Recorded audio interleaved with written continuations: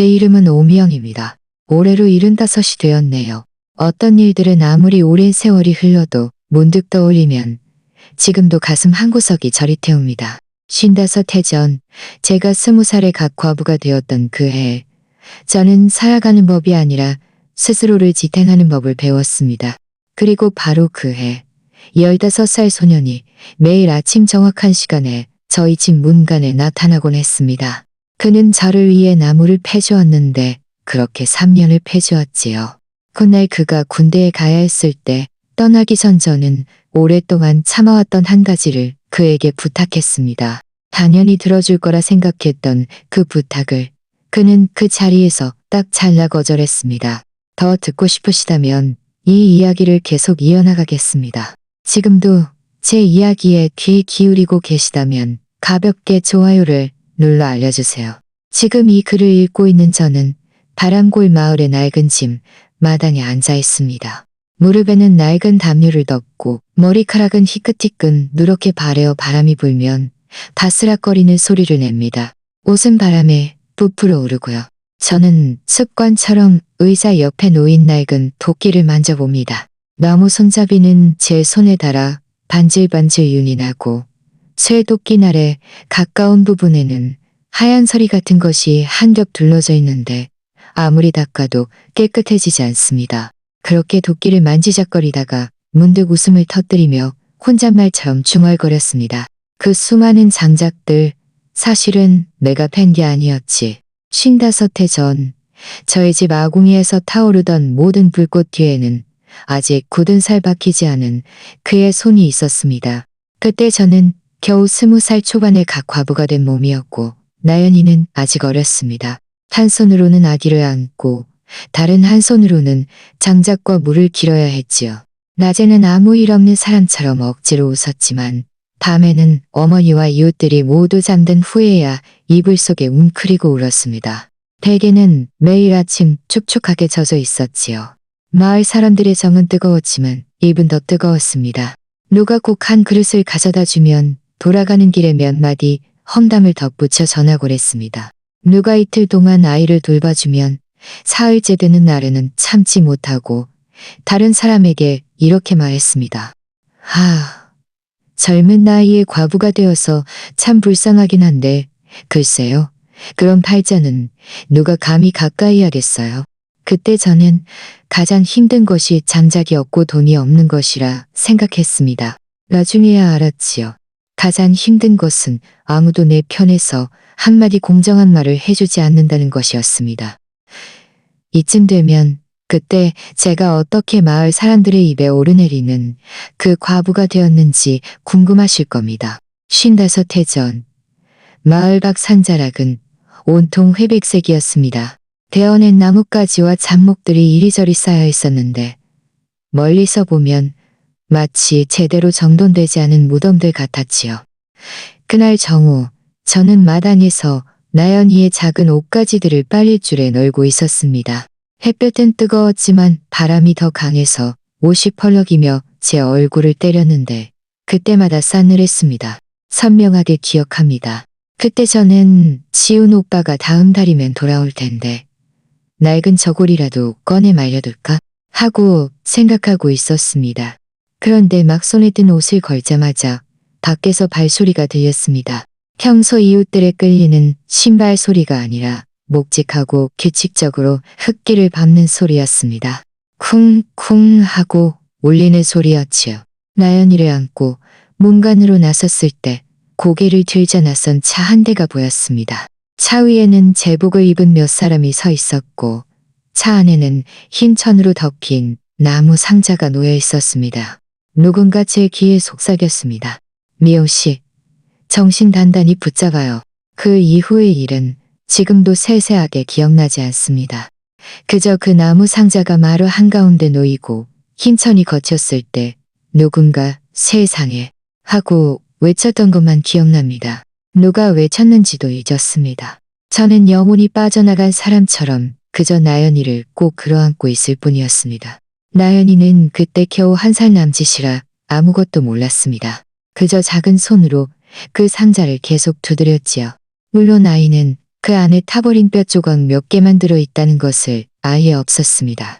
그들은 지훈 오빠가 외지에서 임무를 수행하다 사고를 당해 돌아오지 못했다고 말했습니다. 그때 저는 오직 한 가지 사실만을 알았습니다.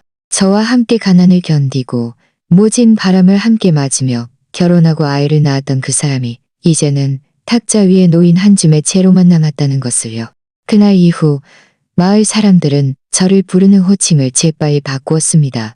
예전에는 모두 저를 미영 동생, 미영댁이라고 불렀습니다.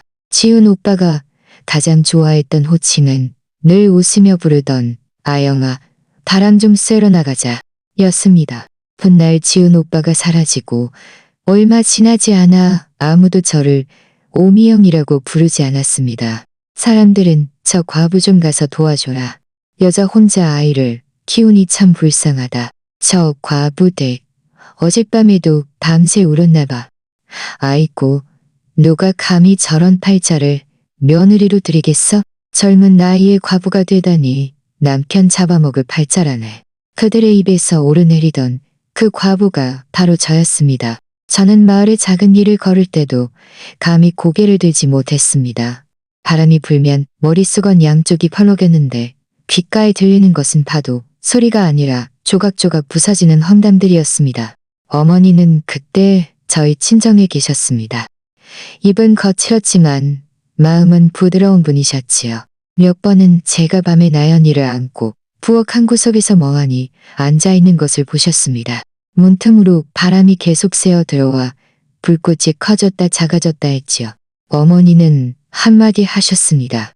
울어봤자 소용없다. 나무를 제대로 패지 못하면 내일 밥도 못 지어 먹어. 말씀은 무뚝뚝하셨지만 다음 날 이른 아침에는 이미 이웃 마을에 가서 버려진 나무 토막이나 썩은 나무가 없는지 수소문해 오셨습니다. 하지만 아무리 도와주어도 장작은 결국 누군가 패야 했습니다. 저희 마을은 겨울이 되면 유난히 습하고 추웠습니다. 만약 장작이 없어 부엌에 불이 없으면 국 한 그릇, 따뜻한 물 한 잔도 끓이기 힘들었지요. 온몸이 뼛속까지 시리고 아팠습니다. 지훈 오빠는 없었고 나연이는 아직 어렸습니다. 여자 혼자 그 도끼를 들고 열댓 번을 패면 손바닥이 벗겨지고 물집이 생겨 빨갛게 부어올랐습니다. 차가운 물에 채소를 씻을 때마다 아파서 저도 모르게 숨을 들이쉬곤 했습니다. 처음에는 마을 사람들이 번갈아 가며 잠시 도와주곤 했습니다. 오늘은 성식 할아버지가 와서 잠시 패주고 내일은 재호가 와서 나무 한 묶음을 가져다 주었습니다. 며칠 뒤에는 이장님이 사람을 시켜 갯마을 해변에서 주워온 나무까지 몇 개를 가져다 주었지요. 하지만 삶은 길고 긴 것이지 2, 3주 만에 끝나는 것이 아니었습니다. 모든 집마다 각자의 논밭이 있고 각자의 아이들을 먹여 살려야 했습니다. 누가 계속 남의 집을 돌봐줄 수 있었겠습니까? 결국에는 입으로만 하는 걱정만 남았고 실제로 와서 도와주는 날은 점점 줄어들었습니다. 제가 고마워하지 않는 것이 아니었습니다. 정말로 입이 떨어지지 않아 부탁하기가 어려웠습니다. 가끔 부엌 옆에 얼마 남지 않은 장작 더미를 보며 속으로 스스로에게 말하곤 했습니다. 미영아, 너는 어른이니 장작이 없으면 좀 춥기만 할 뿐이다. 하지만 아이는 그러면 안 돼. 그래서 어느 날 저는 억지로 용기를 내어 직접 나섰습니다. 그날은 바람이 유난히 강했고 하늘은 잿빛이어서 마을 박산자락 길조차 제대로 보이지 않았습니다. 나연이는 감기에 걸려 기침을 하고 있었습니다. 아이를 낡은 담요로 감싸 부엌 옆에 앉히고 빈 숟가락을 쥐어주어 가지고 놀게 했습니다. 저는 도끼를 집어들고 마당 앞 작은 공터로 나갔습니다. 그 나무들은 이웃이 가져다 준 것인데 제대로 잘려있지 않은 굵은 통나무들이었고 단단하고 거칠었습니다. 저는 쪼그리고 앉아 첫 번째로 짧게 잘린 나무 토막을 향해 깊이 숨을 들이쉬고는 도끼를 최대한 높이 들어 올렸습니다. 도끼는 정말 무거웠습니다. 가슴 높이까지 들어 올리자마자 손이 떨리기 시작했습니다. 한 번만 더 하나씩 해보자. 속으로 스스로에게 말했습니다. 첫 번째로 도끼가 내려지키자 쿵 하는 소리가 났습니다. 도끼는 나무에 아주 조금밖에 박히지 않았고 충격으로 제 손바닥이 저릿했습니다. 두 번째는 이를 악물고 좀 더 높이 들어 올렸습니다. 내려 찍을 때 손바닥이 도끼 손잡이에 미끄러져 몸 전체가 앞으로 넘어질 뻔했습니다. 뒤에서 나연이가 놀라서 크게 울었습니다. 저는 아이를 달래지도 못하고 억지로 세 번째, 네 번째를 내리 찍었습니다. 여섯 번째를 찍었을 때 손바닥은 이미 벗겨져 뜨겁고 쓰라린 통증이 손가락을 타고 올라왔습니다. 땀과 피가 섞여 도끼 손잡이에 끈적하게 달라붙었습니다. 바람이 귓가를 스쳐 지나가 눈까지 시큰거렸습니다. 그 순간 제 마음속에 한 가지 생각이 스쳐 지나갔습니다. 지훈 오빠가 살아있었더라면 제가 더 이상 버티기 힘들다고 느꼈을 때 문득 논두렁 쪽에서 발소리가 들렸습니다. 바스락거리는 말은 풀소리에 약간 숨이 가쁜 소리였습니다. 제가 뒤돌아보기도 전에 등 뒤에서 누군가 저를 미영씨 하고 불렸습니다. 그 목소리는 아직 변성기가 덜 지난 듯 소리였고 바람에 실려 조금 갈라졌습니다. 뒤돌아보니 키가 훤칠한 소년이 서 있었습니다. 어깨는 아직 좁았지만 이미 벌어지기 시작하고 있었습니다. 그는 여러 번 덧대어 기운 낡은 옷을 입고 있었고 바짓단은 반쯤 겉여 있었으며 발에는 진흙 덩어리가 잔뜩 묻어 있었습니다. 어깨에는 풀바구니를 메고 있었으니 아마 소울이에서 막 돌아오는 길이었을 겁니다. 그렇게 가까이서 서준이를 본 것은 처음이었습니다.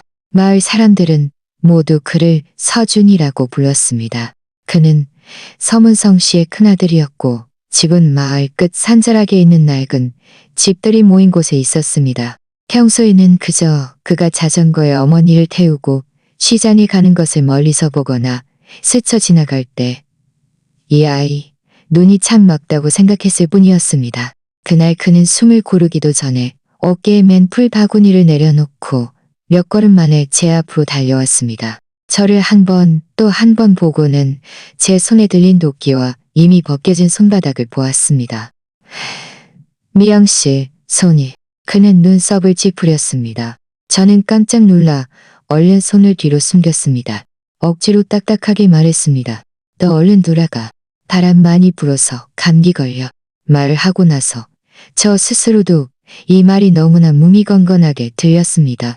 하지만 저는 정말 무서웠습니다. 그가 힘들어할까봐 무서운 것이 아니라 마을 사람들의 입방아가 무서웠습니다. 15살 소년이 매일 저 과부의 집 문간에 머문다면 다음날 밤에는 온 마을 사람들이 그 사실을 알게 될 것이었습니다. 서준이는 저를 한번 쳐다보았는데 그 눈빛은 15살 같지 않았습니다. 그가 갑자기 손을 뻗어 제 손에서 도끼를 휙 빼앗았습니다. 너무나 빨라서 제가 반응할 새도 없었습니다. 미영씨, 제가 할게요. 그는 아주 직설적으로 말했습니다. 미영씨가 하면 안 돼요. 허리 다쳐요. 저는 당황해서 다시 빼앗으려 했지만 그는 그저 자연스럽게 저를 옆으로 살짝 밀었습니다.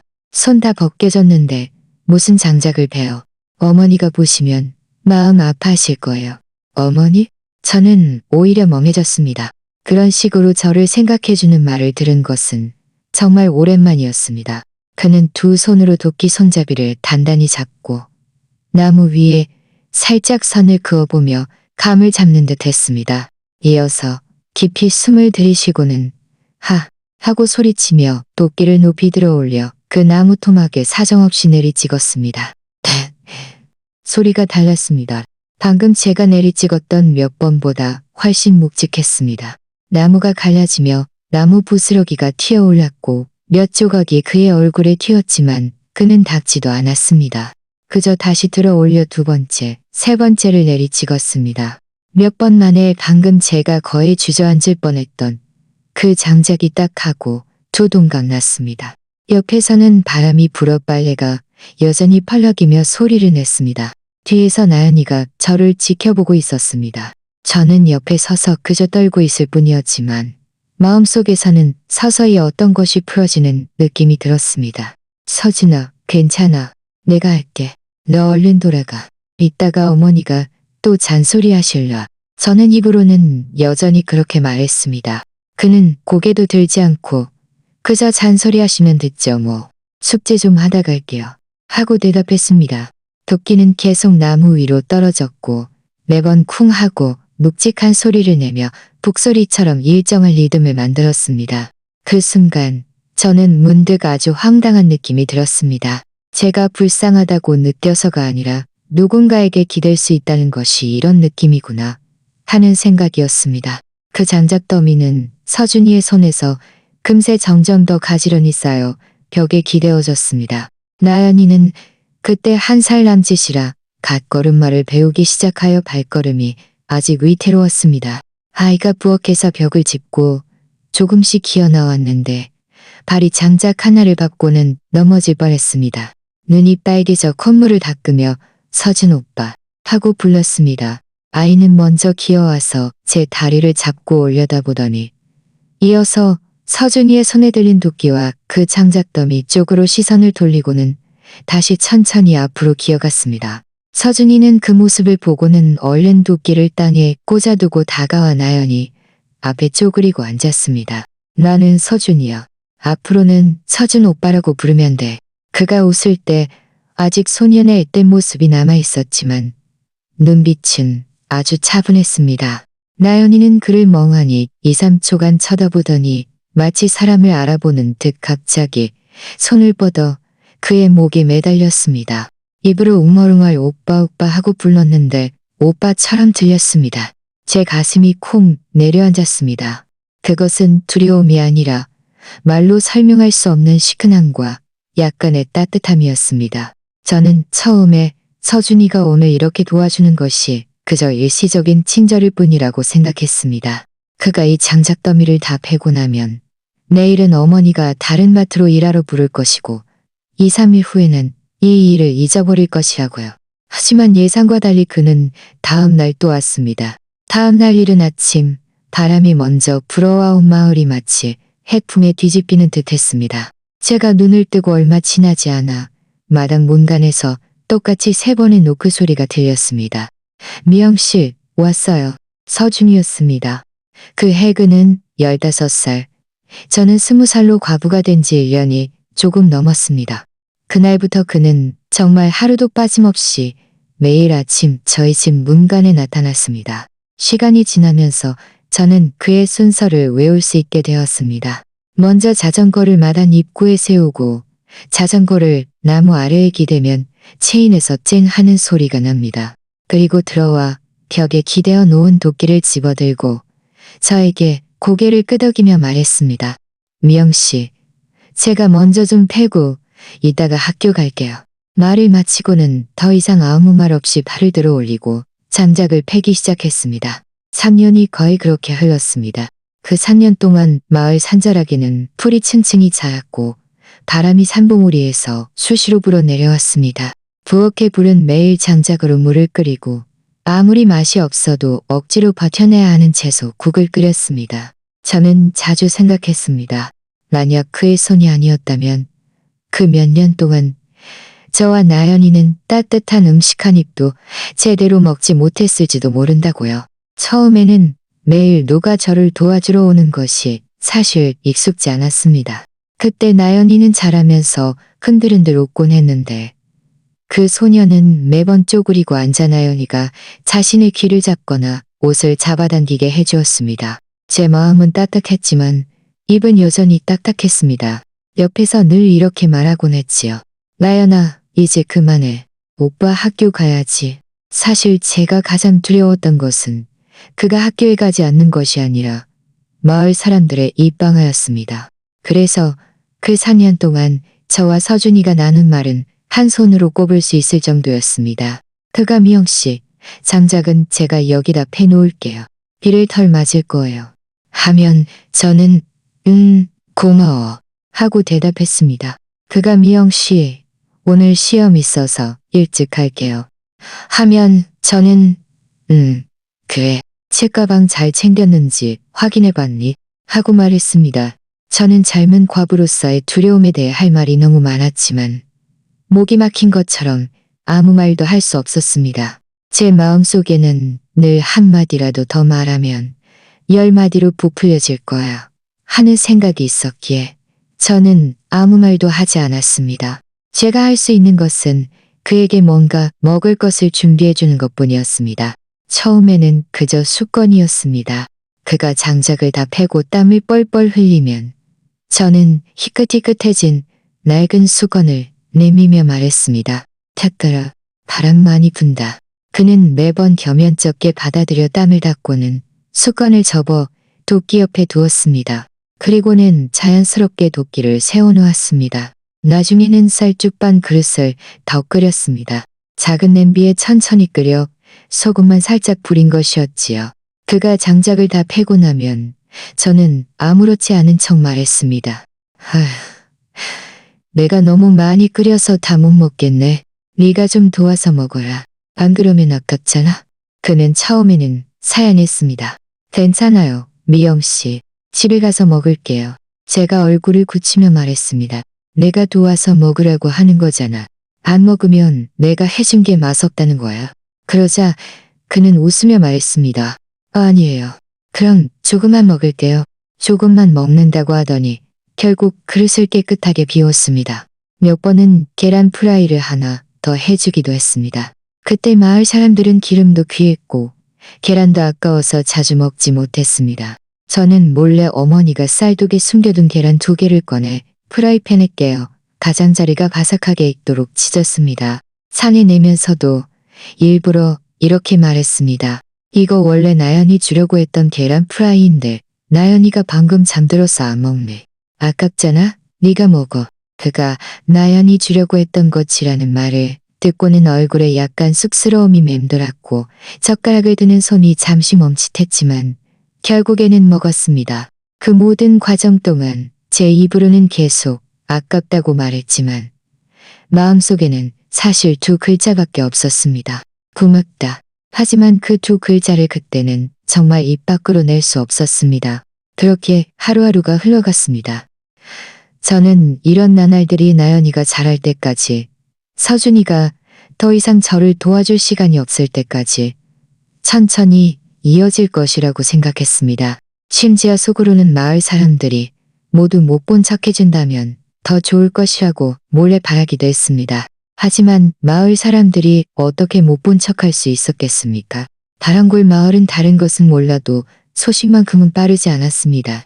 해풍은 하루에 몇 번만 불지만 험담은 하루 종일 불어댔습니다. 선명하게 기억합니다. 그 해는 아마 서준이가 저를 도와주러 온 지 3번째 겨울이었을 겁니다. 나연이는 이미 4살이 넘어 머리카락을 양쪽으로 묶어 작은 댕기머리를 할 수 있었습니다. 자전거 체인이 짤랑짤랑 2번 소리를 내면 아이는 집안에서 뛰쳐나와 서준 오빠 하고 외치며 달려나오곤 했습니다. 그래, 아이는 훗날 제대로 서준 오빠라고 부르는 법을 배웠습니다. 그날 아침 하늘은 잿빛이었습니다. 저는 집을 나서며 오늘 혹시 돈이 좀 더 있다면 작은 생선이라도 사서 구워줄 수 있을까? 하고 속으로 계산하고 있었습니다. 마을에 관 앞 오래된 나무 아래 벤치에는 평소처럼 사람들이 잔뜩 앉아 있었습니다. 남자들은 좀 더 바깥쪽에 서서 담배를 피웠고 여자들은 안쪽에 앉아 땅콩 껍질을 까거나 채소를 다듬고 있었습니다. 반쯤 걸어가자 저는 아주 날카롭고 말끝을 누리는 목소리가 들렸습니다. 아이고, 나는 그저 걱정이 돼서 그래. 저 밥만 잘한 총각이 매일 과부 집으로 드나드니 나중에 새아버지의 연습이라도 하는 건가? 이 목소리는 사람을 보지 않아도 누군지 알 수 있었습니다. 이연희 씨였습니다. 마을 사람들은 모두 그를 연희 아줌마라고 불렀지요. 그런 사람들은 아시다시피 평소에 큰 나쁜 짓은 하지 않지만 입은 누구보다 부지런했습니다. 오는 누가 닭을 풀어놓아 채소를 훔쳐 먹었는지, 어느 집 며느리가 시어머니와 싸웠는지 10분 안에 온 마을이 알게 되는데 대부분은 그 입에서 나가는 소식이었습니다. 그날 저는 못 들은 척하고 발걸음을 재촉해 지나가려고 했습니다. 그런데 그가 마치 제가 오는 시간을 노린 듯 목소리를 더 높였습니다. 어떤 여자들은요. 팔자가 원래 그런 거예요. 그런데 그것도 모자라 남의 아들을 끌어들여요. 15살짜리 아이를 불러서 장작을 패게 하고 말이죠. 나중에 누가 감히 저 아이를 며느리로 드리겠어요? 아내를 드리는 건지 아니면 골칫덩이를 드리는 건지. 옆에 있던 2-3명의 여자가 웃음을 터뜨렸습니다. 그 웃음은 약간 어색하면서도 묘하게 신이 난 듯했습니다. 누군가 작은 소리로 아유 좀 조용히 해. 사람들이 듣겠어. 하자 연희 아줌마는 오히려 더 큰 소리로 말했습니다. 아이고 내가 누굴 지목해서 말한 것도 아니잖아. 어떤 사람이라고 했지. 꼭 그 사람이라고 한 것도 아니잖아. 안 그래? 그 순간 제 다리가 갑자기 너무나 무거워졌습니다. 발밑은 분명 평평한 길이었는데 마치 두부 위를 걷는 것처럼 물렁물렁하고 온몸이 흔들리는 것 같았습니다. 저는 거의 넘어질 뻔했습니다. 저는 그 나무 옆에 서서 그들에게 등을 돌리고 마을회관의 향로를 보는 척했습니다. 마을회관 문에서 불어오는 바람은 향냄새와 그들의 웃음소리를 씌워왔는데 마치 가느다란 바늘처럼 제 뒷목을 하나하나 찔러댔습니다. 누군가 저를 보았는지 작게 흠칫하며 연희 아줌마를 툭 찼습니다. 연희 아줌마는 눈꼬리를 비스듬히 뜨고 저를 보더니 입꼬리를 더욱 치켜세웠습니다. 말투를 바꾸어 아유 미영씨 물건 사러 왔어? 나연이 요즘 좀 나아졌어? 살 좀 붙었나? 그가 이 말을 할 때 시선은 제 얼굴에서 제 손으로 다시 제 몸에 걸친 낡은 옷으로 한 치 한 치 훑어내려갔습니다. 그것은 걱정이라기보다는 저를 검사하는 듯한 느낌이었습니다. 저는 깊이 숨을 들이쉬고 억지로 미소를 지어 보였습니다. 괜찮아요. 아이가 잘 먹는 게 중요하죠. 말을 마치고는 더 이상 지체하지 않고 서둘러 잡화점으로 들어갔습니다. 주인 아저씨에게 간장통을 건네주었지요. 안에서 간장을 담는 동안에도 밖에서는 단속적인 목소리가 들렸습니다. 요즘 젊은 것들은 말이야. 제 나이도 생각 안 하고 과부가 된 팔자는 원래 그런 건데 경계를 확실히 긋는 법도 모르고 말이야. 그 서준이도 공부는 머리로 하는 건지 겁도 없이 아무것도 모르고 그날 집으로 돌아와 하루 종일 손이 떨렸습니다. 저녁에 어머니가 오셔서 제 안색이 좋지 않은 것을 보시고 물었습니다. 너 왜 그래? 어디 아파? 저는 고개를 흔들며 말하지 못했습니다.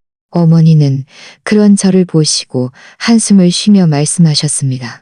남들이 무슨 말을 하든 우리가 남의 입을 막을 수는 없어. 너는 한 가지만 기억해. 네 스스로 네가 올바른 일을 했는지 안 했는지만 알면 돼. 어머니는 아주 조용히 말씀하셨지만 저는 오히려 더 슬펐습니다. 저는 제가 남에게 보일 수 없는 짓을 하지 않았다는 것을 당연히 알고 있었습니다. 하지만 저는 이 일이 그냥 지나갈 것이라고 생각했습니다. 다음 날 일이 더 커질 줄은 몰랐습니다. 그날 아침 마을 사람들은 서준이가 저희 집에 장작을 패주고 나연이를 데리고 놀 것이라고 말했습니다. 그런데 시간이 지나도 그는 오지 않았습니다. 해가 지붕을 넘어갔는데도 도끼는 여전히 벽에 걸려 있었습니다. 저는 초조했지만 아무렇지 않은 척 채소를 씻으며 밖의 동태를 살폈습니다. 거의 50분쯤 되었을 때 자전거 소리와 함께 사람들이 이야기하는 소리가 마을회관 쪽에서 들려왔습니다. 소리가 점점 가까워지자 저는 손에 들었던 채소를 내려놓고 문간으로 나갔습니다. 제가 본 것은 마을회관 앞 공터에 사람들이 둥글게 모여있는 모습이었습니다. 가운데에는 두 사람이 서 있었는데 한 명은 연희 아줌마로 두 손을 허리에 얹고 얼굴이 빨개져 있었습니다. 다른 한 명은 서준이었습니다.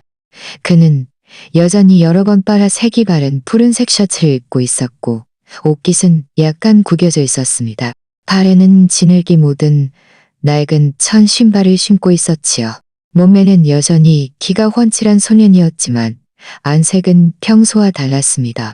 평소에는 늘 미소를 띠고 있었는데 그때는 잔뜩 굳어 있었습니다. 저는 앞에 무슨 이야기가 오고 갔는지는 듣지 못했습니다. 그저 그가 아주 낮고 단호한 목소리로 말하는 것을 들었을 뿐입니다. 연희 아줌마, 미영 씨는 제 누나 같은 분이에요. 만약 불만이 있으면 직접 말씀하세요. 마을에 소문내고 다니지 마시고요. 연희 아줌마는 콧방귀를 끼며 말했습니다. 아이고, 나는 너를 위해서 걱정하는 거야. 네가 몇 살이라고 매일 저 과부집으로 드나들어?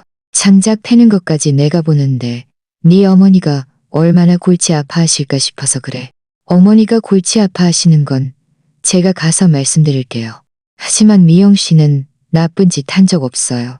아줌마가 계속 남편 잡아먹을 팔자라고 말하는 건 예의 없는 짓이에요. 그 몇 마디가 던져지자 주위에 있던 사람들은 모두 순간 조용해졌습니다. 남편 잡아먹을 팔자. 이것은 평소에 모두들 뒤에서만 감히 말하던 것이었는데 그가 대놓고 지적하자 연희 아줌마는 할 말을 잃었습니다. 몇 초 뒤에 정신을 차리고는 목소리를 더 높였습니다. 아유, 내가 누구 이름을 말했어? 내가 어느 과부라고 말한 것도 아니잖아. 네가 스스로 뜨끔해서 나서는 거지. 뭐? 어른이 두 마디 하는 것도 안 돼. 옆에 있던 면 남자가 어색하게 중재했습니다. 아이고, 다 같은 마을 사람들끼리 말소리 좀 줄여요. 어떤 사람들은 쾌재를 부르며 몰래 웃기도 했습니다. 서준이의 얼굴은 약간 붉었지만 눈빛은 흔들리지 않았습니다. 그는 깊이 숨을 들이쉬고 천천히 말했습니다. 저는 그저 미영 씨가 매일 집에서 밥하고 아이 돌보며 누구에게도 해를 끼치지 않는다는 것을 알아요. 제가 장작을 좀 패주는 것은 제가 스스로 하고 싶은 일이에요. 아버지, 어머니도 저에게 사람답게 살아야 한다고 말씀하셨어요. 저는 이것이 사람답게 사는 곳이라고 생각해요. 만약 누가 험담을 하고 싶다면 저에 대해 말하세요. 부탁이니 미영 씨에 대해서는 말하지 마세요. 그 순간 제 손바닥은 온통 땀으로 축축했습니다. 저는 사람들 뒤편 그림자 속에 웅크리고 서서 마치 잘못을 저지른 아이 같았습니다. 누군가 작은 소리로 저 어린 것이 정말 의리 있네 라고 말했고 어떤 사람들은 시큰둥하게 젊은 것들은 다 저렇지 자기가 아주 의리 있는 줄 안다니까 라고 비웃었습니다. 연희 아줌마는 그의 말에 얼굴이 시퍼랬다가 하얘졌습니다. 결국 그저 좋다, 좋아. 나중에 무슨 일 생기면 울고불고 하지나 마라. 하고 내뱉고는 마을회관 쪽으로 걸어갔습니다. 입으로는 여전히 뭔가 중얼거리고 있었지요. 사람들이 서서히 흩어졌습니다. 어떤 사람들은 지나가면서 저를 몰래 곁눈질하다가 못 본 척했습니다. 저는 발밑이 텅 빈 것처럼 느껴졌습니다. 마치 온 마을의 땅이 한 조각 파헤쳐진 것 같았습니다. 서준이는 손을 꽉 쥐었다가 폈습니다. 한참 뒤에야 몸을 돌려 제가 서 있는 것을 보았습니다. 그는 잠시 멍해졌고 얼굴에 있던 단호함이 순식간에 사라지고 그저 미안함만 남은 듯했습니다. 미영 씨, 그가 저를 불렀습니다. 저는 재빨리 다가가 그의 손목을 꽉 잡고 낮은 목소리로 말했습니다. 너 미쳤어? 어른에게 그렇게 말해. 제 목소리는 떨렸고 저 스스로도 그것을 느낄 수 있었습니다. 그는 작은 소리로 대답했습니다. 어쩔 수 없었어요. 사람들이 계속 미영 씨에 대해 말하는 것을 들으니 마음이 너무 불편했어요. 그 순간 제 눈가가 시큰해졌고 거의 그 자리에서 눈물을 쏟을 뻔했습니다. 하지만 저는 참았습니다. 눈물을 억지로 삼키고는 코웃음을 치며 말했습니다. 불편하면 어쩔 건데. 네가 몇 살이라고 남들이 한마디로 네 평생의 명성을 망쳐놓는다는 걸 알아? 나중에 네가 장가갈 때 사람들이 뭐라고 하겠어? 아, 저 사람이 예전에 매일 과부집으로 드나들던 그 사람이야 라고 말할 거 아니야? 그는 장가갈 때 라는 세 글자를 듣고 얼굴 전체가 목까지 빨개졌습니다. 저는 그렇게까지 생각 안 했어요. 그는 더듬거리다가 결국 한마디를 겨우 뱉었습니다. 어쨌든 미영 씨가 그렇게 남들에게 말해지는 건 너무 불공평하다고 생각했어요. 그때 제가 참지 못했다면 아마 그 자리에서 소리내어 울었을 겁니다. 하지만 저는 울 수 없었습니다. 울면 마치 스스로가 정말 불쌍하다는 것을 인정하는 것 같았고 저는 남들이 저를 불쌍하다는 두 글자로 보는 것을 가장 싫어했습니다. 저는 깊이 숨을 들이쉬고 목소리를 아주 낮게 깔았습니다. 서준아, 잘 들어. 앞으로 연희 아줌마든 누구든 무슨 말을 하든 그냥 내버려둬. 다시는 뛰쳐나가서 말대꾸하지 마. 그리고 나를 위해 변호하지도 마. 그가 고개를 들어 저를 보았습니다. 왜요? 너는 아직 성인이 아니야. 제가 말했습니다. 너는 아직 평생을 살아야 해. 나는 이미 이렇게 말해줬지만 너는 달라. 그날 저녁 저는 집으로 돌아와 문을 닫고 문에 기대어 주저앉았습니다. 나연이가 달려와 제 다리를 안았습니다. 아이의 얼굴은 온통 즐거움으로 가득했습니다. 아이를 보다가 문득 목이 메었습니다. 저는 아이를 안아 올리고 꼭 껴안았습니다. 마음속에서 계속 외치는 소리가 있었습니다. 나는 내가 욕먹는 것이 두려운 게 아니야. 15살짜리 아이가 나 대신 욕을 뒤집어 쓰는 것이 두려워.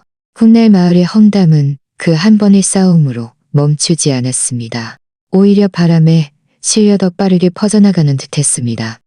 마을회관, 잡화점, 모든 곳이 마치 입이 되어 말하는 것 같았습니다.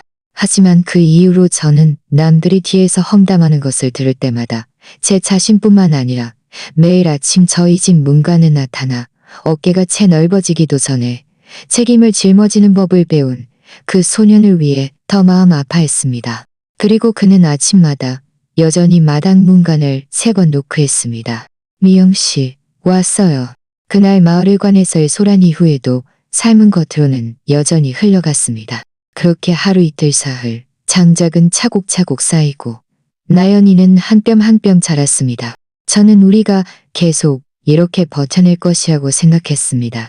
그러다 어느 날 마을 밖 읍내로 통하는 작은 길에서 해풍이 아닌 한 가지 소식이 전해져 왔습니다. 뒷집 소식이었습니다. 잡화점 앞긴 벤치에는 몇 남자가 공고문 하나를 둘러보고 있었습니다. 누군가 담배를 물고 불분명한 목소리로 말했습니다. 좋지, 좋아.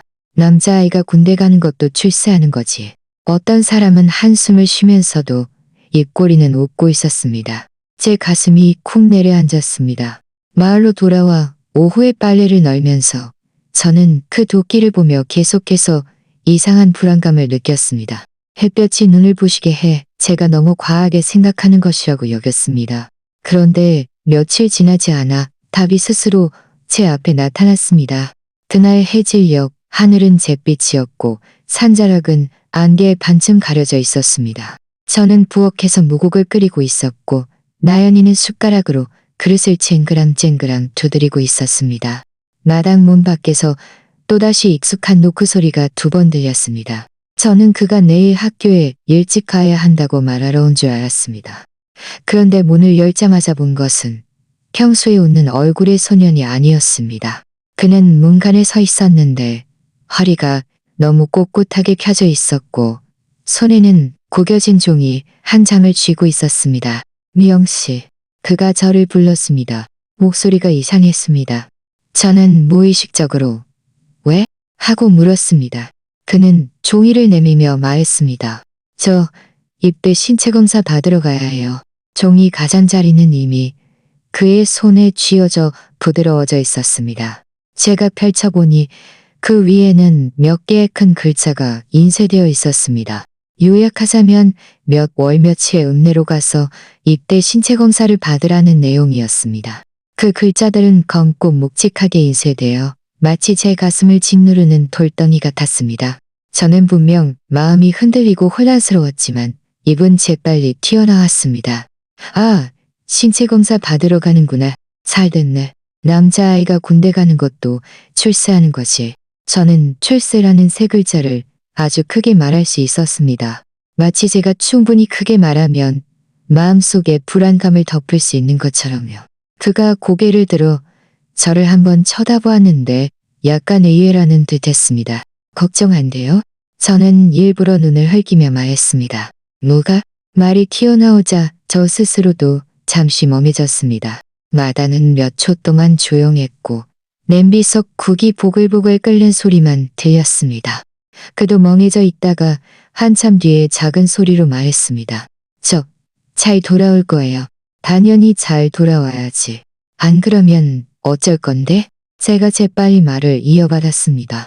그때 군복 입고 돌아오면 온 마을 사람들이 너 서준이가 출세했다고 말할 거야. 저는 마치 누가 어떤 상이라도 받은 것을 축하하는 것처럼 말했지만 사실 그 순간 제 마음 한구석이 몰래 시큰했습니다.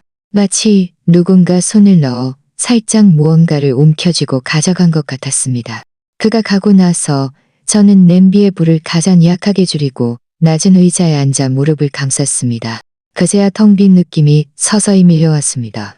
당장 눈물이 쏟아질 듯한 슬픔이 아니라 앞으로 어떻게 살아가야 할지 모르는 막막함이었습니다. 3년 동안 매일 아침 들리던 자전거 체인 소리, 벽 모퉁이에 쌓여있던 장작더미는 이미 저와 나연이의 삶의 일부가 되어 있었습니다.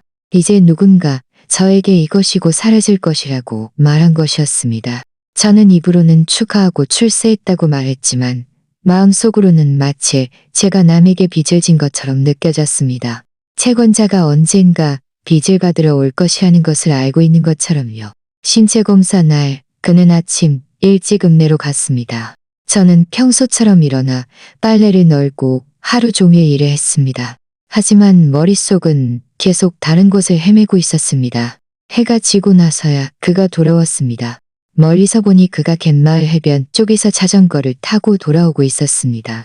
등에는 책가방을 메고 있었고 바람이 그의 옷을 등허리에 달라붙게 해 갑자기 어른스러운 모습으로 보였습니다. 그가 저희 집 문간을 지나가다가 일부러 멈춰 서서 저에게 턱을 살짝 들어 보였습니다. 미영 씨, 저 합격했어요.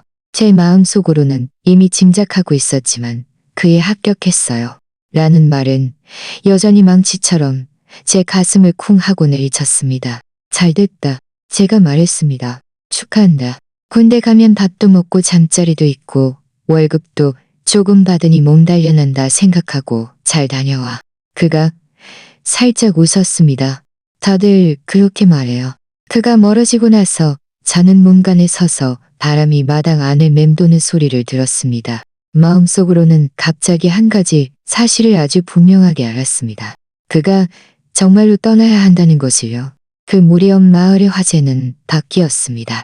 예전에는 그를 보면 사람들이 저 매일 과부 집으로 장작 패러 가는 애 말이야 라고 말했지만 이제는 저 군대 가는 서준이 말이야 출세했대 라고 말했습니다.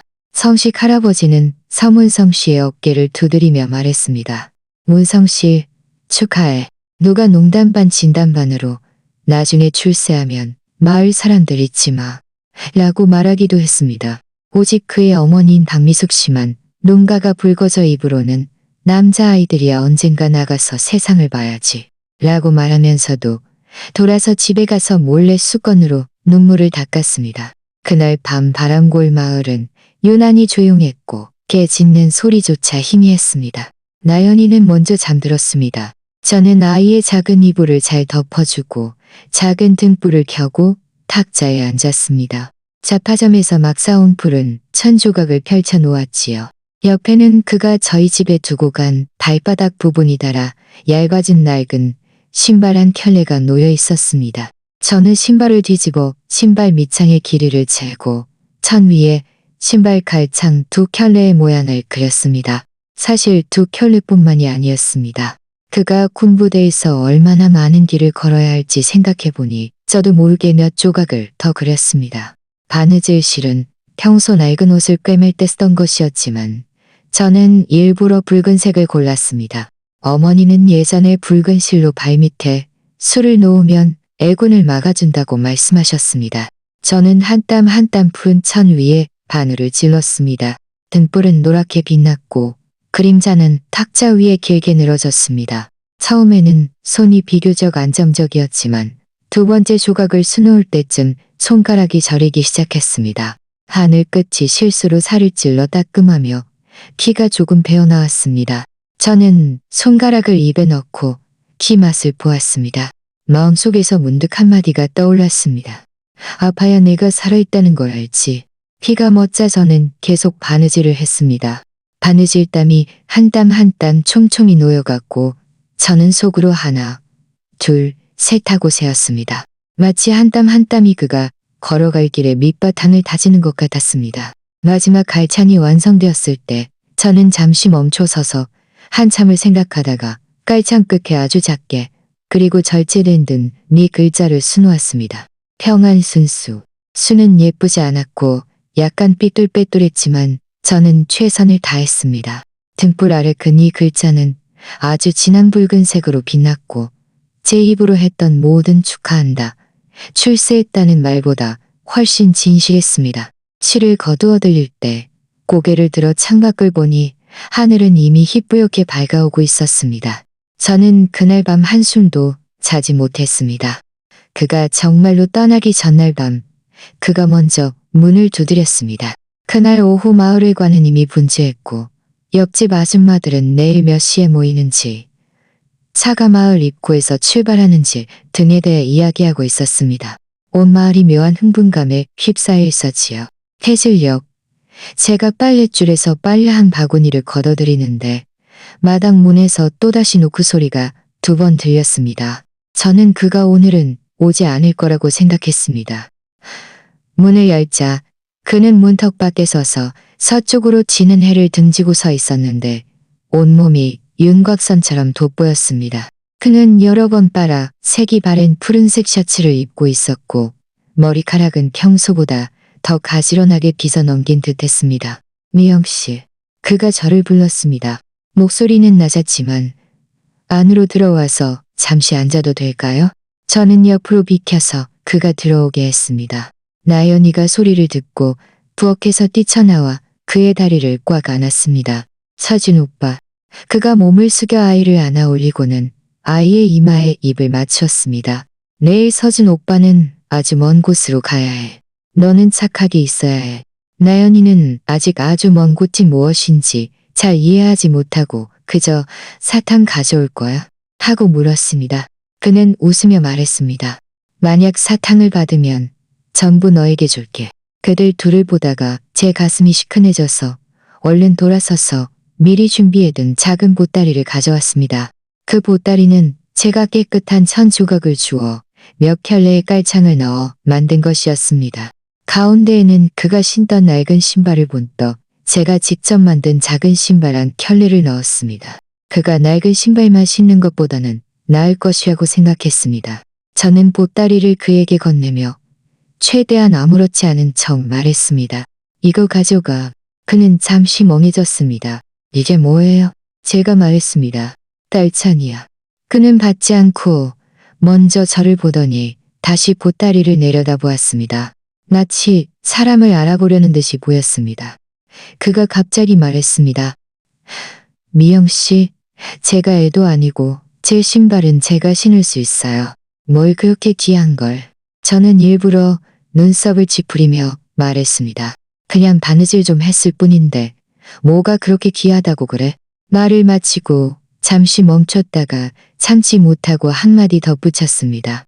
네가 3년 동안 나에게 장작을 패주었는데 깔창 몇 켤레 주는 게 뭐가 그렇게 귀해? 그제야 그는 손을 뻗어 보따리를 받아들었습니다.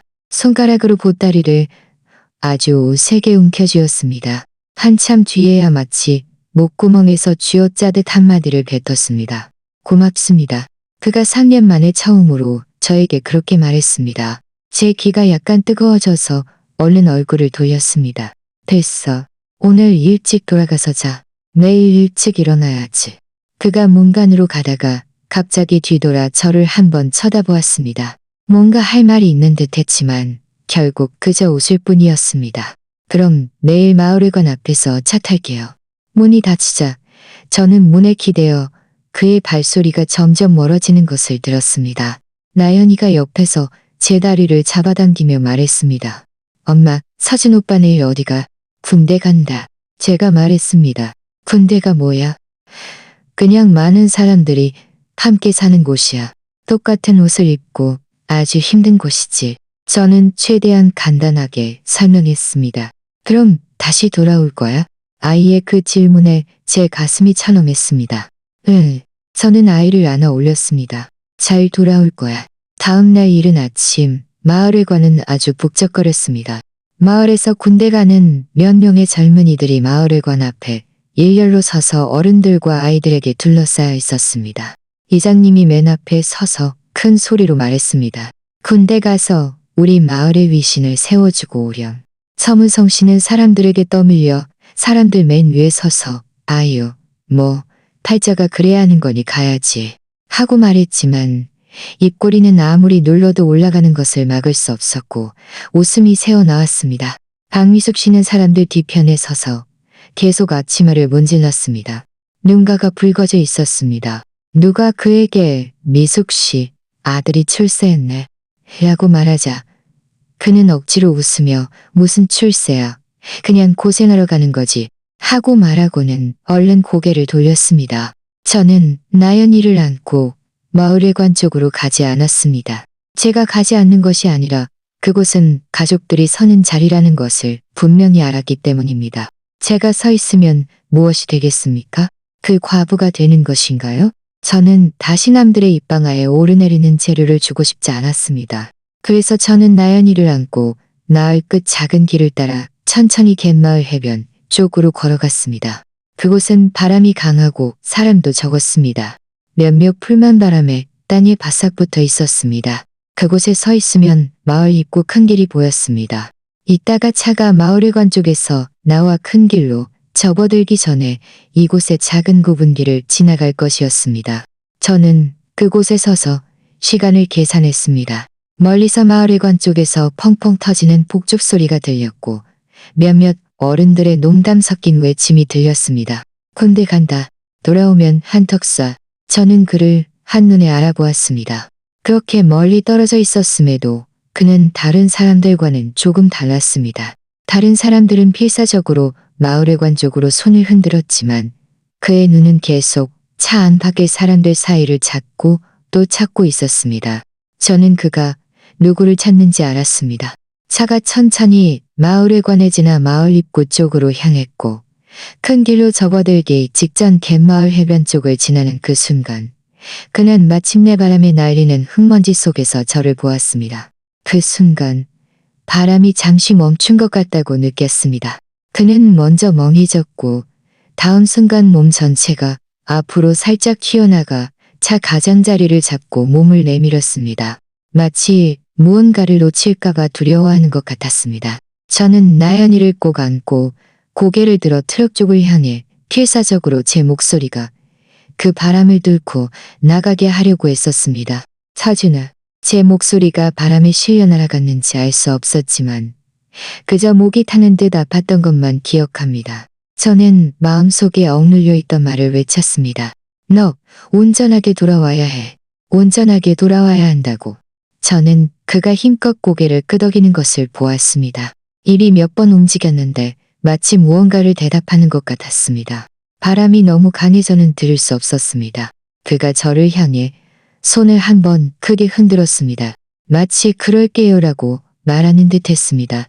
그리고 차가 굽은 길을 돌자 길가에는 폭죽이 터지고 남은 하얀 연기만 천천히 흩어져 사라질 뿐이었습니다.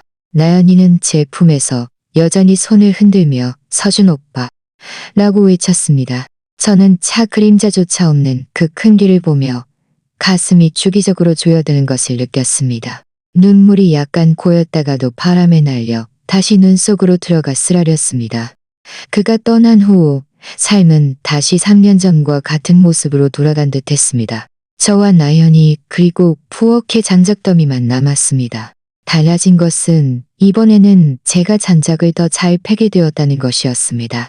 이웃들이 가끔 와서 잠시 도와주기도 했지만 저는 더 이상 예전처럼 장작더미를 보면 손발이 떨리지 않았습니다. 다만 매일 아침 저는 무의식적으로 문간에 3번 노크 소리를 들으려고 했습니다. 들리지 않으면 스스로에게 말하곤 했습니다. 그래, 그는 군부대에 가 있잖아. 그가 군부대에 간 지 얼마나 되었을까요? 편지가 오기 시작한 때부터 계산해야겠지요.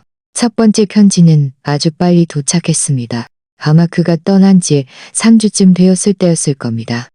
제가 부엌에서 쌀죽을 끓이고 있는데 이장님 댁아이가 마을 밖길에서 달려와 구겨진 편지 한 통을 저에게 건네주었습니다.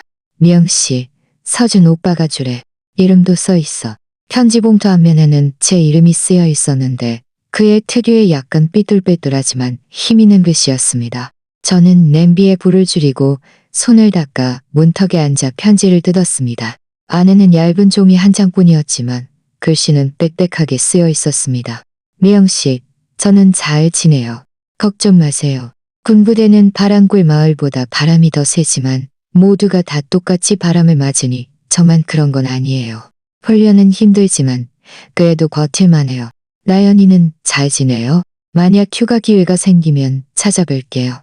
가이창은 아주 편해요. 발이 덜 아파요. 고맙습니다. 마지막 줄에 작게 밥 꼭 챙겨 먹어요. 라고 쓰여 있었습니다. 그 구절을 읽고 제 눈가가 갑자기 시큰해졌습니다. 그 편지를 저는 잘 접어 봉투에 넣고 다시 낡은 천 조각을 찾아 편지를 싸서 벽장 가장 안쪽 칸에 넣어두었습니다. 그 칸은 원래 지운 오빠가 남긴 낡은 옷 두 벌을 두던 곳이었습니다. 그날부터 그곳에는 다른 사람의 글씨가 더해지기 시작했습니다. 훗날 얼마 지나지 않아 바랑굴 마을에는 단속적으로 편지가 한 통씩 도착했습니다. 때로는 함께 입대한 마을의 젊은이가 돌아오면서 이거 서준이가 전해달라고 했어요. 하고 가져다 주기도 했고 때로는 읍내 우체국에서 이장님을 통해 전달되기도 했습니다. 이장님은 마을회관 앞에서 미영씨 편지 왔어 하고 외치곤 했습니다. 모든 편지의 첫머리는 거의 같았습니다. 저는 잘 지내요. 훈련은 좀 힘들지만 그래도 버틸만해요. 마을 사람들은 제가 편지를 받는다는 것을 알았고 겉으로는 비교적 좋게 말했습니다.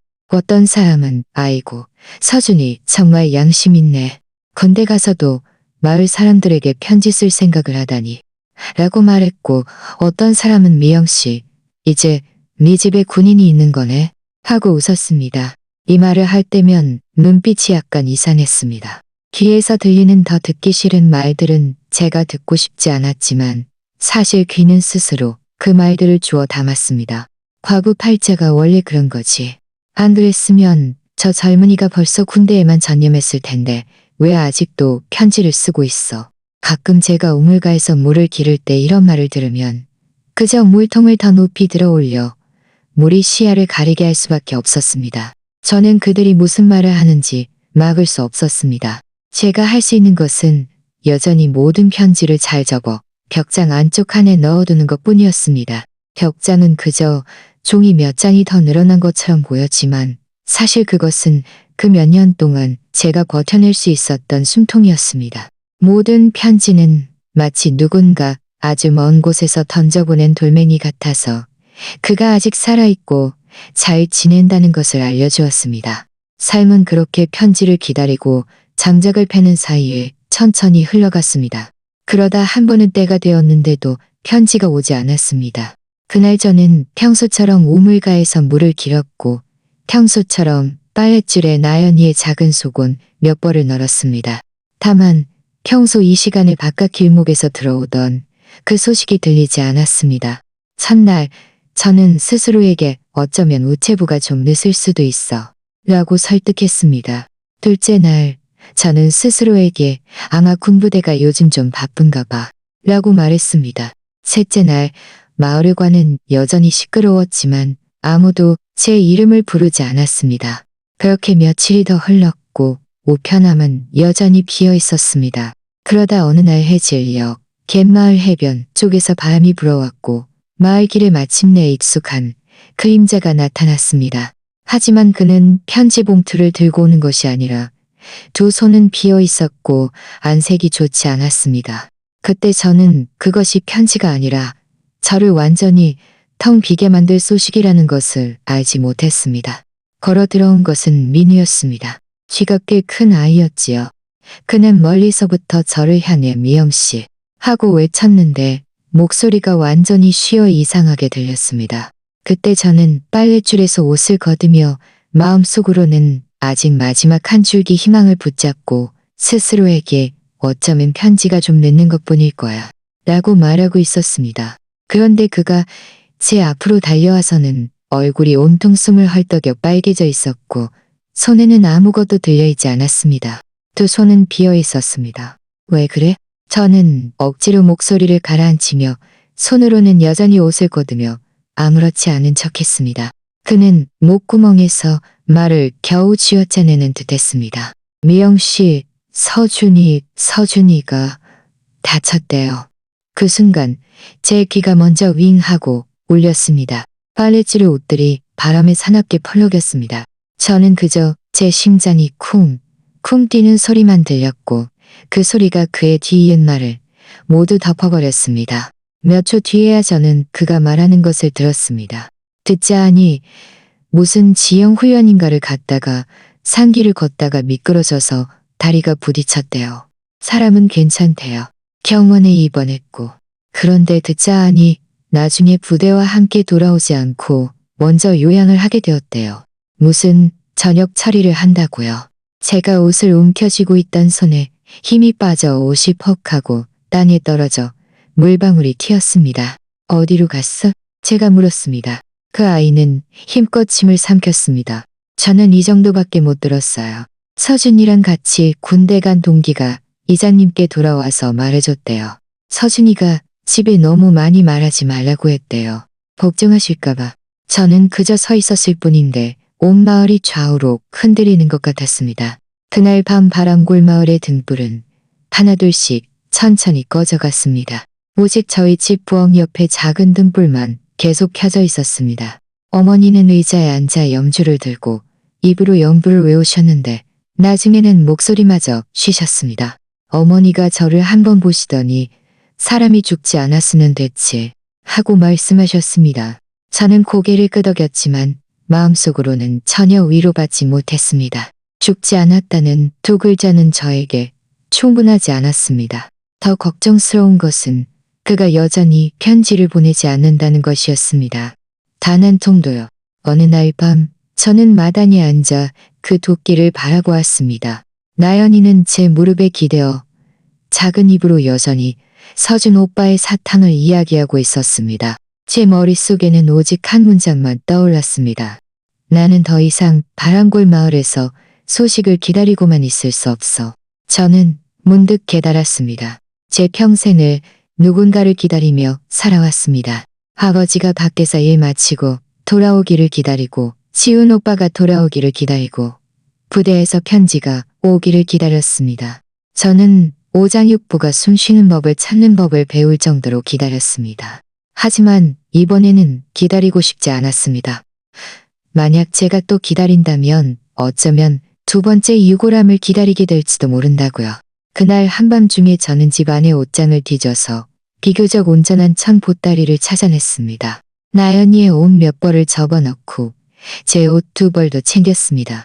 어머니는 침대 옆에 앉아 저를 보시다가 마침내 물었습니다. 넌 뭐 하려는 거니? 저는 숨을 들이쉬었습니다. 그를 찾으러 갈 거예요. 어머니는 멍해지셨습니다. 여자 혼자 아이를 데리고 마을 밖은 길도 한 번 안 가본 네가 어디 가서 찾으려고? 몰라요. 제가 말했습니다. 하지만 제가 찾으러 가지 않으면 언젠가 그 사람이 사라져버리면 후회할 기회조차 없을 거라는 걸 알아요. 어머니는 길고 긴 한숨을 쉬시더니 결국 한마디만 하셨습니다. 그럼 이장님께 가서 그가 어디에 있는지 좀 더 확실히 물어봐 달라고 해봐. 다음 날 이른 아침 저는 나연이를 안고 마을회관으로 이장님을 찾아갔습니다. 이장님은 원래 남자들과 이야기하고 있었는데 제가 다가가는 것을 보시자 그 표정이 드물게도 엄숙해졌습니다. 이장님, 제가 말했습니다. 부탁이니 그가 지금 어느 병원에 있는지 좀 더 확실히 물어봐 주세요. 대략적인 위치만 알려주시면 나머지는 제가 직접 가서 물어볼게요. 이장님은 잠시 멍해지셨고 말이 약간 불분명했습니다. 미영 씨, 정말 갈 거야? 그건 하루 이틀 만에 될 일이 아닐 텐데. 따라요. 제가 말했습니다. 하지만 제가 가지 않으면 앞으로 평생 잠잘 때마다 바람골 마을 밭길이 꿈에 나올 거예요. 이장님은 저를 한참 동안 보시다가 마침내 고개를 끄덕였습니다. 좋아, 내가 아볼게. 이 말을 듣자 제 무릎이 풀려 그 자리에서 거의 주저앉을 뻔했습니다. 며칠 뒤 이장님이 구겨진 종이 한 장을 가져왔습니다. 그 위에는 지명 하나가 쓰여 있었습니다. 이장님은 듣자 하니 그가 지금 이 근처에서 지내다가 몸이 회복되면 계속 있을지 아니면 어떻게 할지 결정한다고 해. 라고 말했습니다. 저는 그 종이를 받아들었습니다. 손가락이 떨렸습니다. 그 종이는 아주 얇았지만 제 손에는 그때 지훈 오빠의 유골함보다 더 무겁게 느껴졌습니다. 이장님, 고맙습니다. 제가 말했습니다. 그는 손을 휘저으며 뭘 고맙다고 그래 라고 했습니다. 며칠 지나지 않아 저는 집을 나섰습니다. 그것은 제가 바람골 마을을 진정으로 떠나는 첫 경험이었습니다. 그날 이른 아침, 하늘은 아직 완전히 밝지 않았습니다. 저는 짐 보따리를 메고 한 손으로는 나연이를 이끌고 다른 한 손으로는 주소가 적힌 그 종이를 손에 꽉 쥐었습니다. 차는 내내 흔들렸고 창밖 풍경은 해변의 염전에서 건물들이 더 많은 읍내로, 그리고 천천히 제가 알지 못하는 도로 표지판들로 바뀌었습니다. 종점에 도착하자 저는 나연이를 안고 차에서 내려 그곳에서 여러 사람에게 물었습니다. 도시락 가게에서 주먹밥을 싸던 아줌마가 제 손에 들린 그 종이를 한 번 보더니 말했습니다. 그건 아마 저 뒤편 역 근처일 거예요. 노무자들이나 경비원들이 많이 살죠. 그가 고개를 들어 저를 다시 한번 보았는데 눈빛에 약간의 호기심이 담겨 있었습니다. 누구를 찾으러 왔어요? 젊은 사람을 찾으러 왔어요. 제가 말했습니다. 다리를 다쳐서 걷는 게 불편한 사람이요. 그가 하고 말했습니다. 그럼 저 함석집들이 늘어선 곳에 가보세요. 몇 군데는 경비원들이 쉬는 곳으로 쓰여요. 저는 그렇게 나연이를 안고 역에서 도시락 가게로, 도시락 가게에서 작은 잡화점 가판대로 물어물어 갔습니다. 한 사람에게 물을 때마다 조금씩 방향을 얻었습니다. 앞으로 가서 오른쪽으로 돌면 낡은 아파트들이 늘어서 있는데 그 맨 끝 구석에 있는 집에서 다리에 깁스를 한 젊은이가 드나드는 걸 본 것 같아 늘 혼자 도시락 싸서 들어가서 먹고 잘 나오지 않는다는 네 글자에 제 가슴이 철렁했습니다. 해가 머리 위로 떠오르자 기온이 점점 올라갔고 제 등은 땀으로 축축해져 옷에 달라붙었습니다. 나연이는 처음에는 기운이 있었지만 나중에는 제 어깨에 기대어 졸기 시작했습니다. 입으로는 웅얼웅얼 엄마 너무 더워. 우리 어디가? 아주 중요한 사람을 찾으러 가. 제가 말했습니다. 아이는 눈을 뜨고 저를 보았는데 약간 이해하는 듯하면서도 약간 이해하지 못하는 듯했습니다. 마침 내 작은 골목 입구에서 그 항석집들을 보았습니다. 항석집 밖에는 누렇게 바른 속옷 몇 벌이 널려 있었고 문 앞에는 신발 한 줄과 빈 맥주캔 몇 개가 놓여 있었습니다. 저는 그 종이를 다시 한번 보고 문패 번호를 확인했습니다. 푸조 한 집 문 앞에 다다르자 발걸음이 왠지 모르게 느려졌습니다. 저는 문 앞에 서서 손을 들어 올렸다가 다시 내렸습니다. 마지막으로 깊이 숨을 들이쉬고 똑똑 2번 노크했습니다. 처음에는 안에서 아무 소리도 들리지 않았습니다. 한참 뒤에야 바닥에서 끌리는 듯한 아주 느린 발소리가 들렸습니다. 문이 안에서 살짝 열렸고 양 냄새와 축축한 냄새가 훅 풍겨 나왔습니다. 제가 먼저 본 것은 피부가 약간 노란 손이었습니다. 손가락이 길게 뻗어 문 가장자리를 꽉 잡고 있었습니다. 그리고는 제가 너무나 익숙한 그 얼굴이 나타났습니다. 다만 예전보다 한 뼘 더 야위었고 안색은 창백했습니다. 서준이었습니다. 그가 저를 본 순간 온몸이 벼락이라도 맞은 듯했습니다. 먼저 멍해져서 입이 살짝 벌어졌고 미영 씨라는 2 글자조차 목구멍에 걸려 있었습니다. 다음 순간 그는 본능적으로 몸을 문 뒤로 숨기려 했지만 동작이 너무 느렸습니다. 저는 이미 보았습니다. 문틈 뒤에는 두꺼운 깁스를 한 다리가 허벅지부터 발목까지 감싸고 있었습니다. 하얀 깁스에는 잿빛 얼룩 몇 점이 묻어 있었고 옆에는 목발 2개가 벽에 기대어져 있었습니다. 저는 어디서 그런 힘이 났는지 모르게 한 걸음 앞으로 다가가 문을 좀 더 크게 열었습니다. 그의 얼굴은 하얗게 질려 마치 아이가 물건을 훔치다 들킨 것처럼 허둥지둥했습니다. 그 다리를 이불 밑으로 끌어당기며 보지 마세요. 그는 아주 작은 목소리로 말했습니다. 미영 씨, 어떻게 오셨어요? 여기 너무 지저분한데. 그가 말을 미쳐 마치기도 전에 저는 이미 쪼그리고 앉았습니다. 저는 깁스를 한 다리 옆에 쪼그리고 앉아 그 딱딱한 깁스를 살짝 만졌습니다. 그 단단한 껍데기를 만지며 느껴진 것은 통증이 아니라 그가 아직 살아있다는 확인이었습니다. 살아있으면 됐어. 제가 그렇게 말하는 소리를 들었습니다. 목소리는 아주 작았지만 모든 글자가 가슴에서 찢어지는 듯했습니다. 그 순간 저는 울지 않았습니다. 눈가는 뜨거웠지만 눈물이 목구멍에 걸려 돌지 않는 것 같았습니다. 정말로 온 사람은 그였습니다. 그는 먼저 입술을 앙다물고 눈가에 고인물을 떨어뜨리지 않으려고 필사적으로 참았습니다. 그런데 이때 나연이가 제 등 뒤에서 고개를 내밀고 작은 소리로 서준 오빠 하고 불렀습니다. 그 오빠 소리가 칼처럼 그의 심장에 박혔습니다. 그의 어깨가 힘껏 덜렸고 입꼬리가 한 번 실룩이더니 눈가에 고였던 물이 와르르 쏟아져 내렸습니다. 그는 침대 옆에 앉아 두 손으로 침대를 짚고 고개를 아주 깊이 숙였습니다. 그가 마치 선생님께 혼난 아이처럼 우는 것을 처음 보았습니다. 죄송합니다. 그는 이 세 글자를 계속 반복했습니다. 죄송합니다. 저는 일어서서 깊이 숨을 들이쉬고 주위를 둘러보았습니다. 방은 아주 작았습니다. 철제 침대 하나, 낡은 탁자 하나, 접이식 의자 하나, 탁자 위에는 반쯤 먹다 남은 차가운 도시락이 놓여 있었는데 기름기가 종이 가장자리에 눌어붙어 밥이 덩어리져 있었습니다. 구석에는 아직 씻지 않은 그릇들이 쌓여 있었고 바닥에는 구겨진 약봉투 몇 잔이 굴러다녔습니다. 그곳은 요양하는 곳이 아니라 숨어있는 곳이었습니다. 뭐가 죄송하다는 거야? 제가 입을 열며 최대한 제 목소리가 차분하게 들리도록 노력했습니다. 네 어머니께 죄송하다는 거야? 아니면 이 방에 죄송하다는 거야? 그는 코를 훌쩍였습니다. 저는 돌아갈 면목이 없어요. 밖에서 지형 훈련을 하는데 모두 함께 산길을 걷다가 어떤 곳이 경사가 좀 심했어요. 제 발밑돌이 미끄러져서 그만 굴러떨어졌고 다리가 부딪혔어요.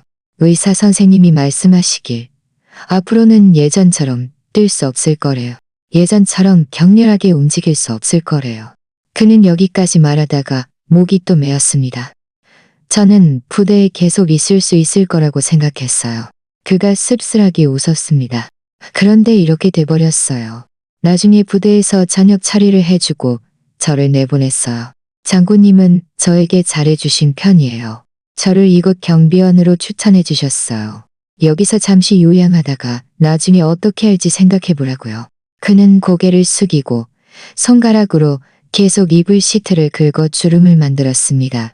제가 미영 씨에게 온전하게 돌아오겠다고 약속했었는데 지금 다리가 이렇게 돼버렸으니 어떻게 바람골 마을로 돌아가겠어요? 사람들이 저를 보면 뭐라고 할까요? 어머니가 저를 보면. 그는 힘껏 눈을 감았습니다. 저는 다리가 좀 나아져서 걷는 게 좀 더 정상적이 되면 돌아갈지 말지 결정하려고 했어요. 그래서 말씀드리지 않았어요. 그의 말을 듣고 제 가슴에 불이 계속 치솟았습니다. 그를 죽도록 꾸짖고 싶은 그런 불이 아니라 그렇게 오랫동안 무시당하고 방치되었던 억울함이 한꺼번에 솟아오르는 불이었습니다. 그래서 너는 여기 숨어 차가운 도시락을 먹고 혼자 병원에 가고 밤에는 혼자 함석집에 바람 부는 소리를 들으며 지냈다는 거야.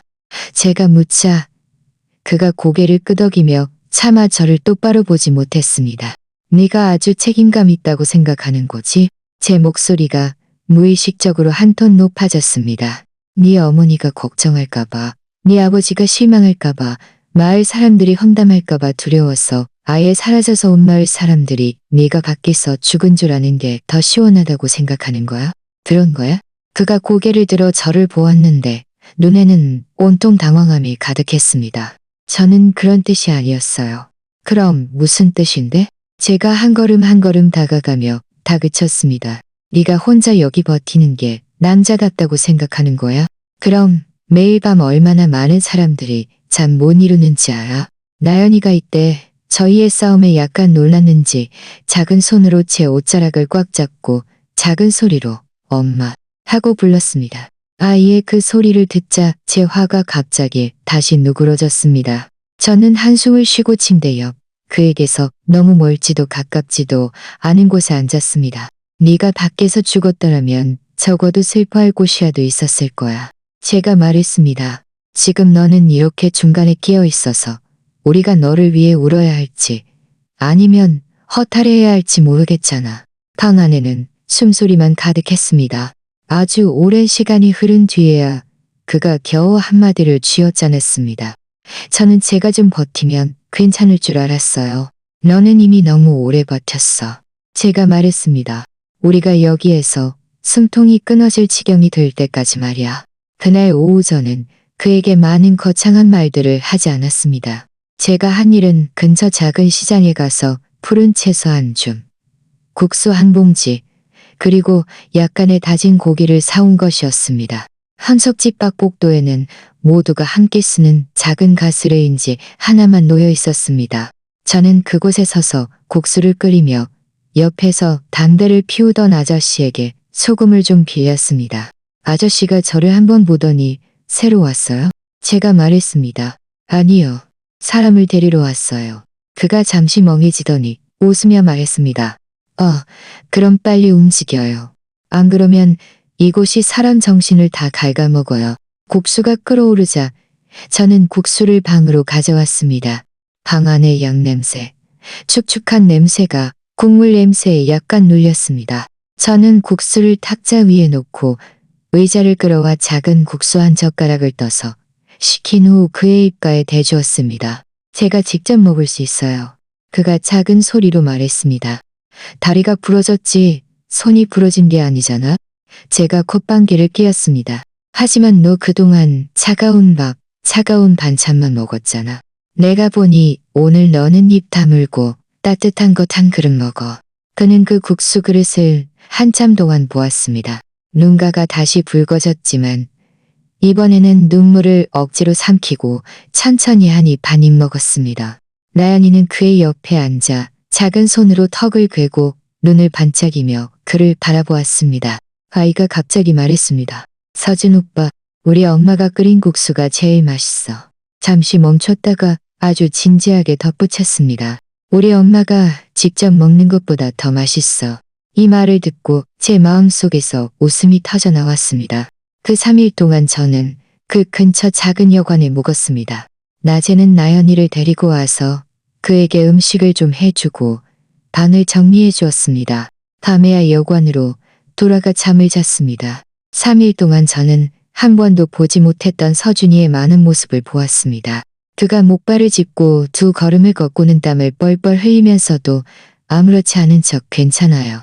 라고 말하는 것을 보았습니다.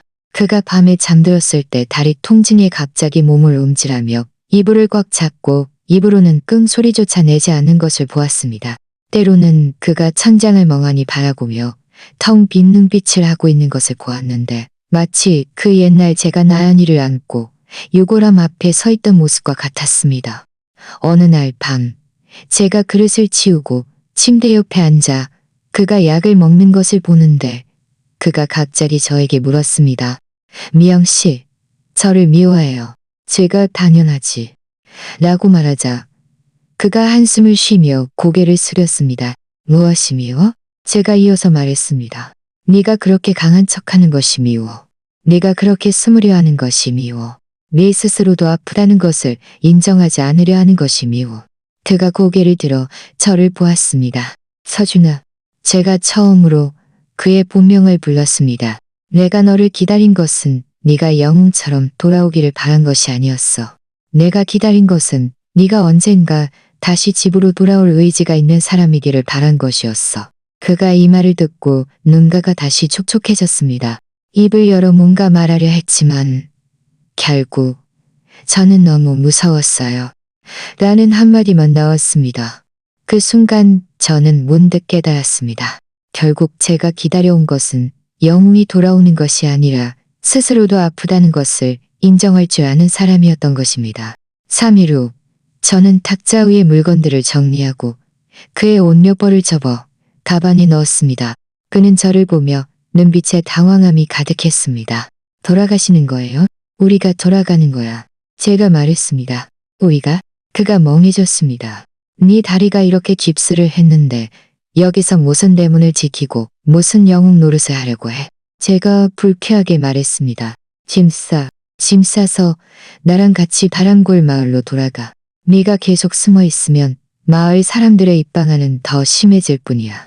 그가 고개를 저으며 입을 열었다가 다시 닫았습니다. 하지만 제가 이렇게 돌아가면 사람들이 뭐? 제가 그의 말을 끊었습니다.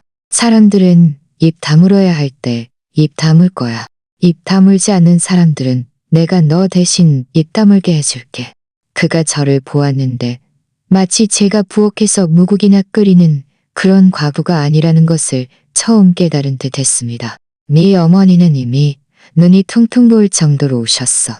제가 말했습니다. 네 아버지는 마을에 관해서 담배를 피우다가 네 이야기만 나오면 담배를 피려 끄셨어. 이런 때에 네가 계속 여기 있으면서 그들을 몇 달 더 걱정하게 할 거야. 공기 중에 침묵이 흘렀습니다. 한참 뒤에야 그가 길게 한숨을 쉬며 좋아요. 라고 말했습니다. 그의 이 좋아요라는 말에 그 항석집의 벽들이 한숨을 쉬는 것 같았습니다. 바람골 마을로 돌아오던 날 우리는 함께 시외버스에 올랐습니다. 저는 뒤돌아 그 골목을 보며 마음속으로 생각했습니다. 젤카가 사람을 반쯤 죽게 가두어 놓았던 이 항석지가 차는 해안선을 따라 내내 흔들렸고 공기 중에는 서서히 바다 냄새가 다시 섞여 들어왔습니다. 창가 자리에 서준이는 눈을 감고 목발을 꽉 쥐고 있었습니다. 나연이는 그의 어깨에 기대어 잠들었고 작은 손은 그의 옷자락을 잡고 있었습니다.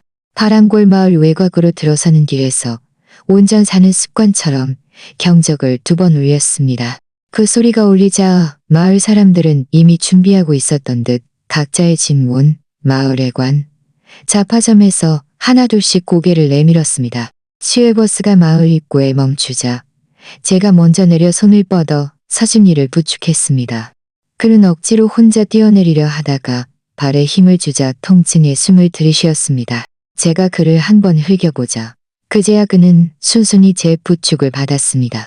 우리가 막 서자마자 마을회관 쪽에서는 이미 사람들이 낮은 소리로 수군거리고 있었습니다. 저 사람이여. 다쳐서 돌아온 그 사람 말이야. 아이고, 간지 얼마 됐다고. 말이 채 끝나기도 전에 연희 아줌마가 이미 2 손을 허리에 얹고 사람들 사이를 비집고 나왔습니다. 아이고, 그의 말꼬리가 또 길게 늘어졌습니다. 내가 말했잖아. 어떤 사람들은 팔자가 원래 저렇다고. 나갔다 하면 사고를 치고 군대도 제대로 못 가고 지금 이렇게 돼서 그 어머니가 얼마나 걱정하셨겠어. 마을 입구의 공기는 순식간에 끈적해졌고 모든 시선이 우리에게 달라붙었습니다. 저는 원래 그에게 맞서 싸울 준비를 하고 있었지만 제가 입을 열기도 전에 다른 목소리가 먼저 끼어들었습니다. 연희 씨, 이쯤에서 그만해요. 이장님은 평소에는 늘 웃으며 말했지만 그날은 목소리가 처음으로 그렇게 가라앉아 있었습니다. 그가 마을회관 쪽에서 걸어와 우리와 사람들 사이에 서서 말했습니다. 남이 나라를 위해 애쓰다 훈련 중에 다친 것이지 이런 상처를 남에게 웃음거리로 삼을 게 아니에요. 이장님이 말했습니다. 여기서 온 마을 사람들에게 다 들리게 말하는 게 뭐 하자는 겁니까? 연희 아줌마는 그의 말에 얼굴이 그 자리에서 무너져 내렸습니다. 저도 마음이 아파서 2마디 한 거예요. 이장님은 차갑게 내받아줬습니다. 마음 아픈 입은 제가 보기에 보이지 않네요. 이 말에 마을 사람들 몇몇이 몰래 웃음을 터뜨렸다가 얼른 참았습니다. 공기의 흐름이 그 순간 바뀌었습니다. 이때 뒤에서 누군가 울면서 뛰쳐나왔습니다. 박미숙 씨였습니다.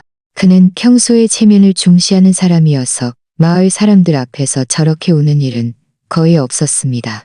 그날 그가 서준이의 깁스한 다리를 보자마자 온몸이 아이에게 달려들어 허리를 껴안고 눈물을 본물처럼 쏟아냈습니다. 너는 엄마를 놀라 죽게 할 작정이었니? 그는 울면서 그의 등을 때렸습니다. 네가 살아 돌아오지 않았으면 나는 매일 이 마을 입구에서 너를 위해 울어줄 거야. 그는 입으로는 아주 심하게 나무랐지만 손으로는 그의 등을 아주 조심스럽게 쓸어주었습니다. 서문성 씨는 옆에 서서 평소 담배를 즐겨 피우던 그 손이 이때는 떨려서 담배를 제대로 쥐지 못했습니다. 그는 담배를 땅에 버리고 신발 밑창으로 비벼 껐습니다. 그리고 앞으로 다가가 2 눈이 붉어진 채 저를 한 번, 서준이를 또 한 번 보더니 결국 아들의 어깨를 힘껏 두드리는 것뿐이었습니다. 돌아왔으면 됐어. 그가 이니 글자를 말할 때 목소리가 약간 쉬어 있었습니다. 다리는 어떻게든 나중에 천천히 생각하자. 사람이 돌아왔으면 됐어. 그 순간 저는 지난 몇 년 동안 바람골 마을을 짓눌렀던 그 답답함이 마치 누군가 가운데를 갈라놓은 것처럼 느껴졌습니다. 그날 밤 저는 서준이네 낡은 집 침대 옆에 앉아 있었습니다. 그의 깁스한 다리는 베개 두세 개 위에 올려져 있었습니다. 저는 따뜻한 수건으로 그의 발가락 사이를 조심스럽게 닦아주고 의사가 처방해준 연고를 잘 발라준 다음 이불을 덮어주었습니다. 박미숙 씨는 여전히 젊은 것들은 힘든 줄 모르고 고집만 세다니까 말해도 듣지도 않고 하고 투덜거렸지만 그는 꾸짖으면서도 아주 조심스럽게 아들의 이마에서 앞머리를 쓸어 넘겼습니다. 혹시라도 아들을 건드릴까봐 조심하는 듯했습니다. 서문성 씨는 침대 발치에 앉아 밤새 담배 2개비만 피웠습니다. 담뱃재는 계속 덜렸고 결국 무사하면 됐어. 라는 네 글자만 쥐어짜냈습니다. 그 후 1년 동안 제 삶은 계속 그와 함께 걷는 것이었습니다. 처음에는 깁스를 풀었지만 그의 다리는 여전히 물렁해서 마치 자기 다리가 아닌 것 같았습니다. 저는 매일 아침 서준이네 집에 가서 그를 부축하고 마을 밖 작은 길을 왔다 갔다 걷게 했습니다. 태풍이 강하게 불어 얼굴이 아팠습니다. 그는 목발을 짚고 한 걸음 한 걸음 걸었는데 3걸음만 걸어도 땀을 뻘뻘 흘렸고 다리는 여전히 떨렸습니다. 그러면서도 억지로 괜찮아요. 라고 말했습니다. 저는 그의 얼굴이 입술까지 하얗게 질린 것을 보고 화가 치밀어 올랐습니다. 괜찮으면 얼굴이 이렇게 하얗겠어? 네가 아직 군부대에 있는 줄 알아? 그는 입꼬리를 겨우 올리며 대꾸하지 않고 계속 걸었습니다. 마을 사람들은 처음에는 그를 보면 참지 못하고 여러 번 쳐다보았습니다. 누군가 낮은 소리로 아깝다. 저렇게 젊은 나이에 다리가 저렇게 되다니 라고 말했습니다. 한참 뒤에야 깁스를 완전히 풀었습니다. 다만 굽이굽이 이어진 흉터 하나만 남았습니다. 날씨가 추워지면 옥신거렸고 걷는 것은 영원히 조금 절뚝거렸습니다. 우리는 읍내의원에 가서 재활 치료를 받았습니다. 의사 선생님은 진찰하시고는 일상생활에는 문제 없어요. 걷는 것도 괜찮고 다만 예전처럼 격렬하게 움직이거나 뛰거나 점프하는 건 안 돼요. 라고 말씀하셨습니다. 서준이는 시외버스에 앉아 차창 밖의 염전을 바라보며 아무 말도 하지 않았습니다. 저는 그 누구보다도 분명히 알았습니다. 그 다리는 겨우 회복된 것이지만 그의 마음속 상처는 살이 차오르는데 더 많은 세월이 필요할 것이라는 것을요. 다리가 조금 더 안정되었을 때 어느 날 아침 그가 낡은 모자 하나를 들고 저에게 말했습니다. 미영씨, 저 갯마을 해변 쪽으로 일자리 알아보러 가야겠어요. 갯마을 해변 부두 쪽은 늘 짐을 나르고 그물을 정리할 사람이 부족했습니다. 반장님은 처음 그가 절뚝거리는 걸음걸이를 보고는 목이라도 잡을 수 있을 정도로 눈썹을 찌푸렸습니다. 너처럼 이렇게 절뚝거리는데 무슨 일을 하겠다는 거야? 그는 그저 조금만 하면 돼요. 좀 더 가벼운 일이라도 괜찮아요. 라고 말했습니다. 처음에는 다른 사람들이 2상자를 나를 때 그는 1상자를 날랐습니다. 3번째 짐을 나르자 온몸에 땀이 등까지 흘러내렸습니다. 옆에서 누군가 작은 소리로 저 다리 아무래도 안 될 것 같은데 라고 말했습니다. 그는 그저 묵묵히 앉아 일했고 불평하지도 게으름 피우지도 않았습니다. 다른 사람들이 땅 위에 누워 잠을 잘 때 그는 다리를 쭉 펴고 햇볕을 쬐다가 오후에도 계속 일했습니다. 몇 달 후 반장님이 마침내 말했습니다. 너도 꽤 열심히 하는구나. 앞으로 좀 더 가벼운 일이 있으면 너에게 더 많이 배정해주고 하루에 돈도 좀 더 줄게. 얼마 지나지 않아 누군가 그에게 읍내 박 과수원에서 일하는 것을 소개해 주었습니다. 그냥 물 주고 풀 뽑고 문 지키는 일뿐이야. 뗄 필요 없어. 소개해준 사람이 저에게 그렇게 말했습니다. 그의 다리는 뛸 수 없었지만 천천히 걸을 수는 있었습니다. 나무 한 그루 한 그루를 보며 물을 줄 때면 쪼그리고 앉아 뿌리가 썩었는지 확인하곤 했습니다. 주인은 그가 침착하고 쓸데없는 말을 하지 않는 것을 보고 점점 안심하고 열쇠를 그에게 맡겼습니다. 시간 될 때 와서 과수원을 좀 봐줘. 내가 하루 일당 쳐줄게. 밥은 네가 싸와. 저는 그에게 말했습니다. 앞으로 네가 과수원에 가면 내가 여기서 도시락 사줄게. 그 무렵 우리는 갑자기 부자가 된 것은 아니었습니다. 그저 매달 겨우 조금씩 돈을 모을 수 있을 정도가 되었습니다. 나연이가 중학생이 되던 해 아이는 몸이 자라기 시작했고 입도 함께 자라기 시작했습니다. 그날 저녁 제가 무국을 끓이고 있는데 서준이가 탁자 옆에서 채소를 다듬는 것을 도와주고 있었습니다. 나연이가 종이 한 장을 들고 들어왔습니다. 엄마, 친구들이 이번 주말에 읍내에서 하룻밤 자고 오재. 영화도 보고 야시장도 갈 거래. 저는 아직 돈 문제를 생각하고 있다가 입을 열었습니다. 밤에? 그렇게 늦게? 서준이가 먼저 말을 받았습니다. 안 돼. 나연이가 눈을 흘기며 말했습니다. 왜 안 돼? 선생님도 괜찮다고 했어. 우리 여자애들끼리 친구 집에서 자는 건데 길거리에서 자는 것도 아니고. 서준이가 손에 들고 있던 채소를 내려놓고 평소보다 단호한 목소리로 말했습니다. 여자애가 밖에서 돌아다니는 건 위험해. 영화는 괜찮지만 늦게 돌아와야 해. 밖에서 자는 건 반대야. 두 사람은 한마디씩 주고받으며 금세 말다툼을 시작했습니다. 나연이가 큰 소리로 말했습니다.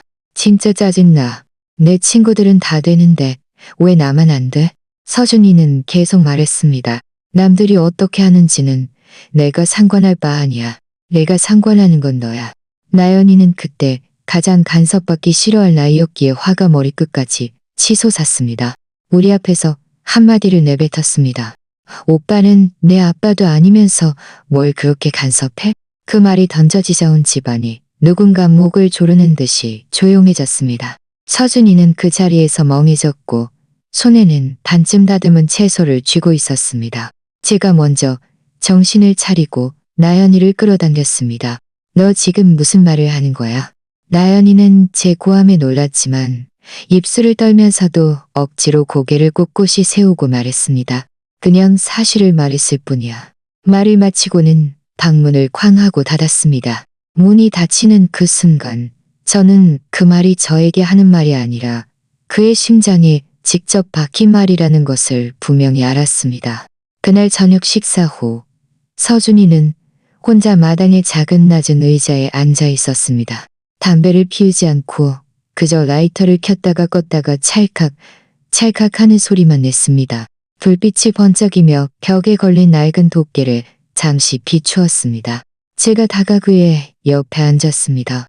두 사람은 빨랫줄을 마주 보고 앉아 아무 말도 하지 않았습니다. 한참 뒤에야 제가 입을 열었습니다. 아이는 입이 빠른 법이야. 너무 마음에 담아두지 마. 그의 목소리는 막힌 듯 한참 뒤에야 겨우 한마디를 쥐어짜냈습니다. 알아요. 잠시 멈췄다가 조용히 덧붙였습니다. 제가 말을 너무 많이 했어요. 저는 그의 옆모습을 보았습니다. 바람이 그의 앞머리를 마구잡이로 흩날렸습니다. 그 순간 제 마음속은 사실 아주 시큰했습니다. 너는 분명 우리를 위해 십수년 동안 버텨준 사람인데 지금 내 아빠도 아니면서 라는 한마디에 이렇게 상처받다니. 그 모진 말은 훗날 저희 집에서 아무도 다시 언급하지 않았지만 저는 그 말이 그의 마음속에 조용히 자리 잡고 있다는 것을 알았습니다. 나연이가 고등학생이 된 후로는 점차 안정되었습니다. 주말에 돌아오면 학교 밥이 맛없다고 투덜거리면서도 자동으로 싱크대에서 설거지를 하고 제가 빨래를 넣을 때 옷을 걷어주는 것을 도왔습니다. 가끔 서준이가 돈을 좀 아껴 써야지. 밤에 너무 늦게 돌아다니지 마. 하고 잔소리를 하면 아이는 여전히 눈을 흘기며 알았어. 엄마보다 더 잔소리가 심하네. 라고 말했습니다. 한 번은 그가 과수원으로 가는 길에 아이가 몰래 부엌으로 와서 낮은 목소리로 저에게 말했습니다. 엄마, 저도 서준 오빠가 우리에게 정말 잘해준다는 거 알아요. 그냥 오빠가 잔소리하면 마음이 좀 언짢아요. 저는 아이의 머리를 한번 쓰다듬었습니다. 언짢은 건 괜찮아. 화가 나면 스스로 생각해봐. 만약 그때 그가 우리에게 장작을 패주러 오지 않았다면 네가 어렸을 때 그렇게 많은 사탕을 먹을 수 있었을까? 아이가 입술을 삐죽였습니다. 나라, 나라. 입으로는 그렇게 말하면서도 돌아서서 그가 입을 옷을 잘 끼워주었습니다. 시간은 빠르게 흘러는 깜짝할 사이에 나연이는 이미 외지로 일하러 가야 할 때가 되었습니다. 그날 해질녘 마당에는 아이의 여행 가방 2개가 놓여 있었습니다. 기차표는 아이의 지갑에 들어 있었지요. 저는 옆에서 가방에 끈을 묶고 있었고 서준이는 쪼그리고 앉아 아이의 가방을 확인하며 말했습니다. 이 가방 무거운데 너 혼자 차에 못 올릴 거야. 이 책은 정말 볼 거야? 잔뜩 가져갔다가 나중에 자취방에 다 버려두지 말고. 나연이가 말했습니다. 됐어. 엄마보다 더 잔소리가 심하네. 저는 원래 뭔가 말하려고 했습니다. 밖에서는 몸 조심해야 한다는 이런 흔한 말들을 채하기도 전에 나연이가 갑자기 서준이 앞으로 걸어갔습니다. 서준이의 늘 조금 절뚝거리던 다리를 보자마자 그의 눈이 순식간에 붉어졌습니다. 다음 순간 나연이가 서준이를 꽉 안고 머플 보이스로 말했습니다. 서준 오빠, 제가 예전에 오빠는 내 아빠도 아니면서 라고 했던 그 말 늘 후회했어요. 아이는 숨을 들이쉬며 그 말을 쥐어짜냈습니다. 저에게는 오빠가 제 아빠예요. 그 순간 바람마저 1초간 멈춘 듯 했습니다. 서준이는 온몸이 굳어졌고 두 손은 허공에 매달린 채 어디에 두어야 할지 모르는 듯 했습니다. 몇 초 뒤에야 그가 천천히 손을 들어 조심스럽게 아이의 등을 토닥였습니다. 결국 밖에서는 길 조심해야 해. 라는 한마디만 겨우 쥐어짜냈습니다. 저는 옆에 서서 그렇게 큰 아이와 작은 아이가 서로를 안고 있는 모습을 보며 마음속에 문득 아주 깊은 감정이 들었습니다. 지난 수십 년 동안 제가 과부라고 불리고 비웃음당하고 손가락질 당했던 모든 억울함이 바로 이 순간 보상받는 것 같았습니다. 나연이가 독립한 후 몇 년 동안 집안에 한 사람이 줄어드니 쓸쓸하지 않다고 말하는 것은 거짓말이었습니다. 그때 저와 서준이는 언제부터인지 모르게 그렇게 함께 살아가고 있었습니다. 우리는 혼인신고도 하지 않았고 무슨 예복을 입지도 않았습니다. 그저 천천히 그의 옷들이 저희 집 옷장에 걸리고 그는 저희 집에서 밥을 먹고 저희 집에서 낮잠을 자는 것이 익숙해졌습니다. 마을 사람들이 오래도록 보다가 아예 동사무소에 그렇게 말했습니다. 아유, 그냥 한 집안이에요. 예전에 마을을 관해서 과부가 어떻고 저떻고 말하기 좋아하던 사람들도 이제 우리 둘을 보면 갑자기 입이 바뀌었습니다. 미영씨, 서준아, 너희 둘 다 몸 조심해야 해. 그의 다리는 뛸 수 없었지만 걸을 수는 있었습니다. 자전거도 조금은 탈 수 있었고요. 누군가 그에게 과수원을 돌보고 작은 밭을 가꾸는 것을 도와달라고 했습니다. 이쯤에서 다시 지금으로 돌아와 이야기합니다. 오래전은 75살입니다. 또다시 바람이 강하게 부는 오후입니다. 저는 평소처럼 마당에 그 흔들의자에 앉아있고 무릎에는 낡은 담요를 덮고 있습니다. 빨래칠의 옷들은 해풍에 부풀어 펄럭이며 소리를 냅니다. 공기 중에는 약간의 바다 냄새가 섞여 있습니다. 그 낡은 도끼는 벽에 걸려 있고 나무 손잡이는 세월에 닿아 반질반질 윤이 납니다. 쇠날에 가까운 부분의 하얀 서리 같은 것은 여전히 닦이지 않습니다. 저는 습관처럼 손을 뻗어 도끼 손잡이를 만져봅니다. 이제는 거의 도끼를 꺼내 사용할 일이 없습니다. 장작은 더 이상 직접 팰 필요가 없고 가스 온수기도 모두 있습니다. 하지만 저는 그 도끼를 버릴 수가 없습니다. 그는 제 옆 의자에 앉아 있습니다. 다리는 여전히 약간 절뚝거립니다. 손에는 따뜻한 차 한 잔을 들고 한 모금 한 모금 마시고 있습니다. 저는 그 도끼를 보며 웃으며 그에게 말했습니다. 그때 그 장작더미 도대체 누가 누구에게 빚을 진 건지 네가 한번 말해봐. 그가 콧방귀를 끼며 말했습니다. 미영 씨는 그때 산 하나만큼의 장작을 빚졌었지. 저는 입으로는 그와 농담을 주고받으면서도 마음속으로는 다른 한 문장을 생각하고 있었습니다. 지금 돌이켜보면 그 3년 동안 그가 팬 것은 장작이 아니었어. 우리 이 가정이 계속 살아갈 수 있었던 길이었지. 이런 생각을 하고 있는데 멀리서 자동차 소리가 들려왔습니다. 보지 않아도 누구인지 알 수 있습니다. 얼마 지나지 않아 작은 그림자가 마당으로 달려들어옵니다. 책가방은 여전히 등에 메고 있고 신발에는 온통 모래가 묻어 있습니다. 입으로는 먼저 할아버지, 할머니, 제가 왔어요 하고 외칩니다. 나연이가 뒤에서 차를 잠그면서 천천히 해. 신발 벗고 들어와 하고 외칩니다. 저는 웃으며 그에게 말했습니다. 들었지? 네 할아버지 부르는 소리. 그는 일부러 고개를 돌립니다. 너를 부르는 거잖아. 하지만 그의 귀는 빨랫줄에 걸린 붉은 셔츠처럼 빨개져 있었습니다. 손자가 그의 품으로 뛰어들자 저는 이 광경을 보며 마음속이 갑자기 아주 고요해졌습니다. 많은 사람들이 저에게 묻습니다. 미영 씨, 당신과 그 사람 결국 부부라고 할 수 있어요? 당신의 일생은 결국 재혼했다고 할 수 있어요? 저는 이제 늙어서 오히려 그런 명분들, 종이에 쓰인 글자들, 누가 누구를 뭐라고 부르든, 밖에 있는 사람들이 뭐라고 말하든, 그 모든 것보다 더 중요한 것은 이 모든 세월 동안 제가 아무리 두렵고 지쳐도 뒤돌아보면 그가 여전히 그 의자에 앉아 있었다는 것입니다. 마치 그 옛날 15살 소년이 제 마당에서 도끼를 한 번 들어 올리던 것처럼 말입니다. 여기까지 들어주셔서 고맙습니다. 그리고 함께 해주셔서 고맙습니다. 댓글로 여러분의 생각을 남겨주세요. 제가 천천히 읽고 천천히 답해드리겠습니다. 저는 앞으로도 이런 이야기들을 계속 공유하겠습니다.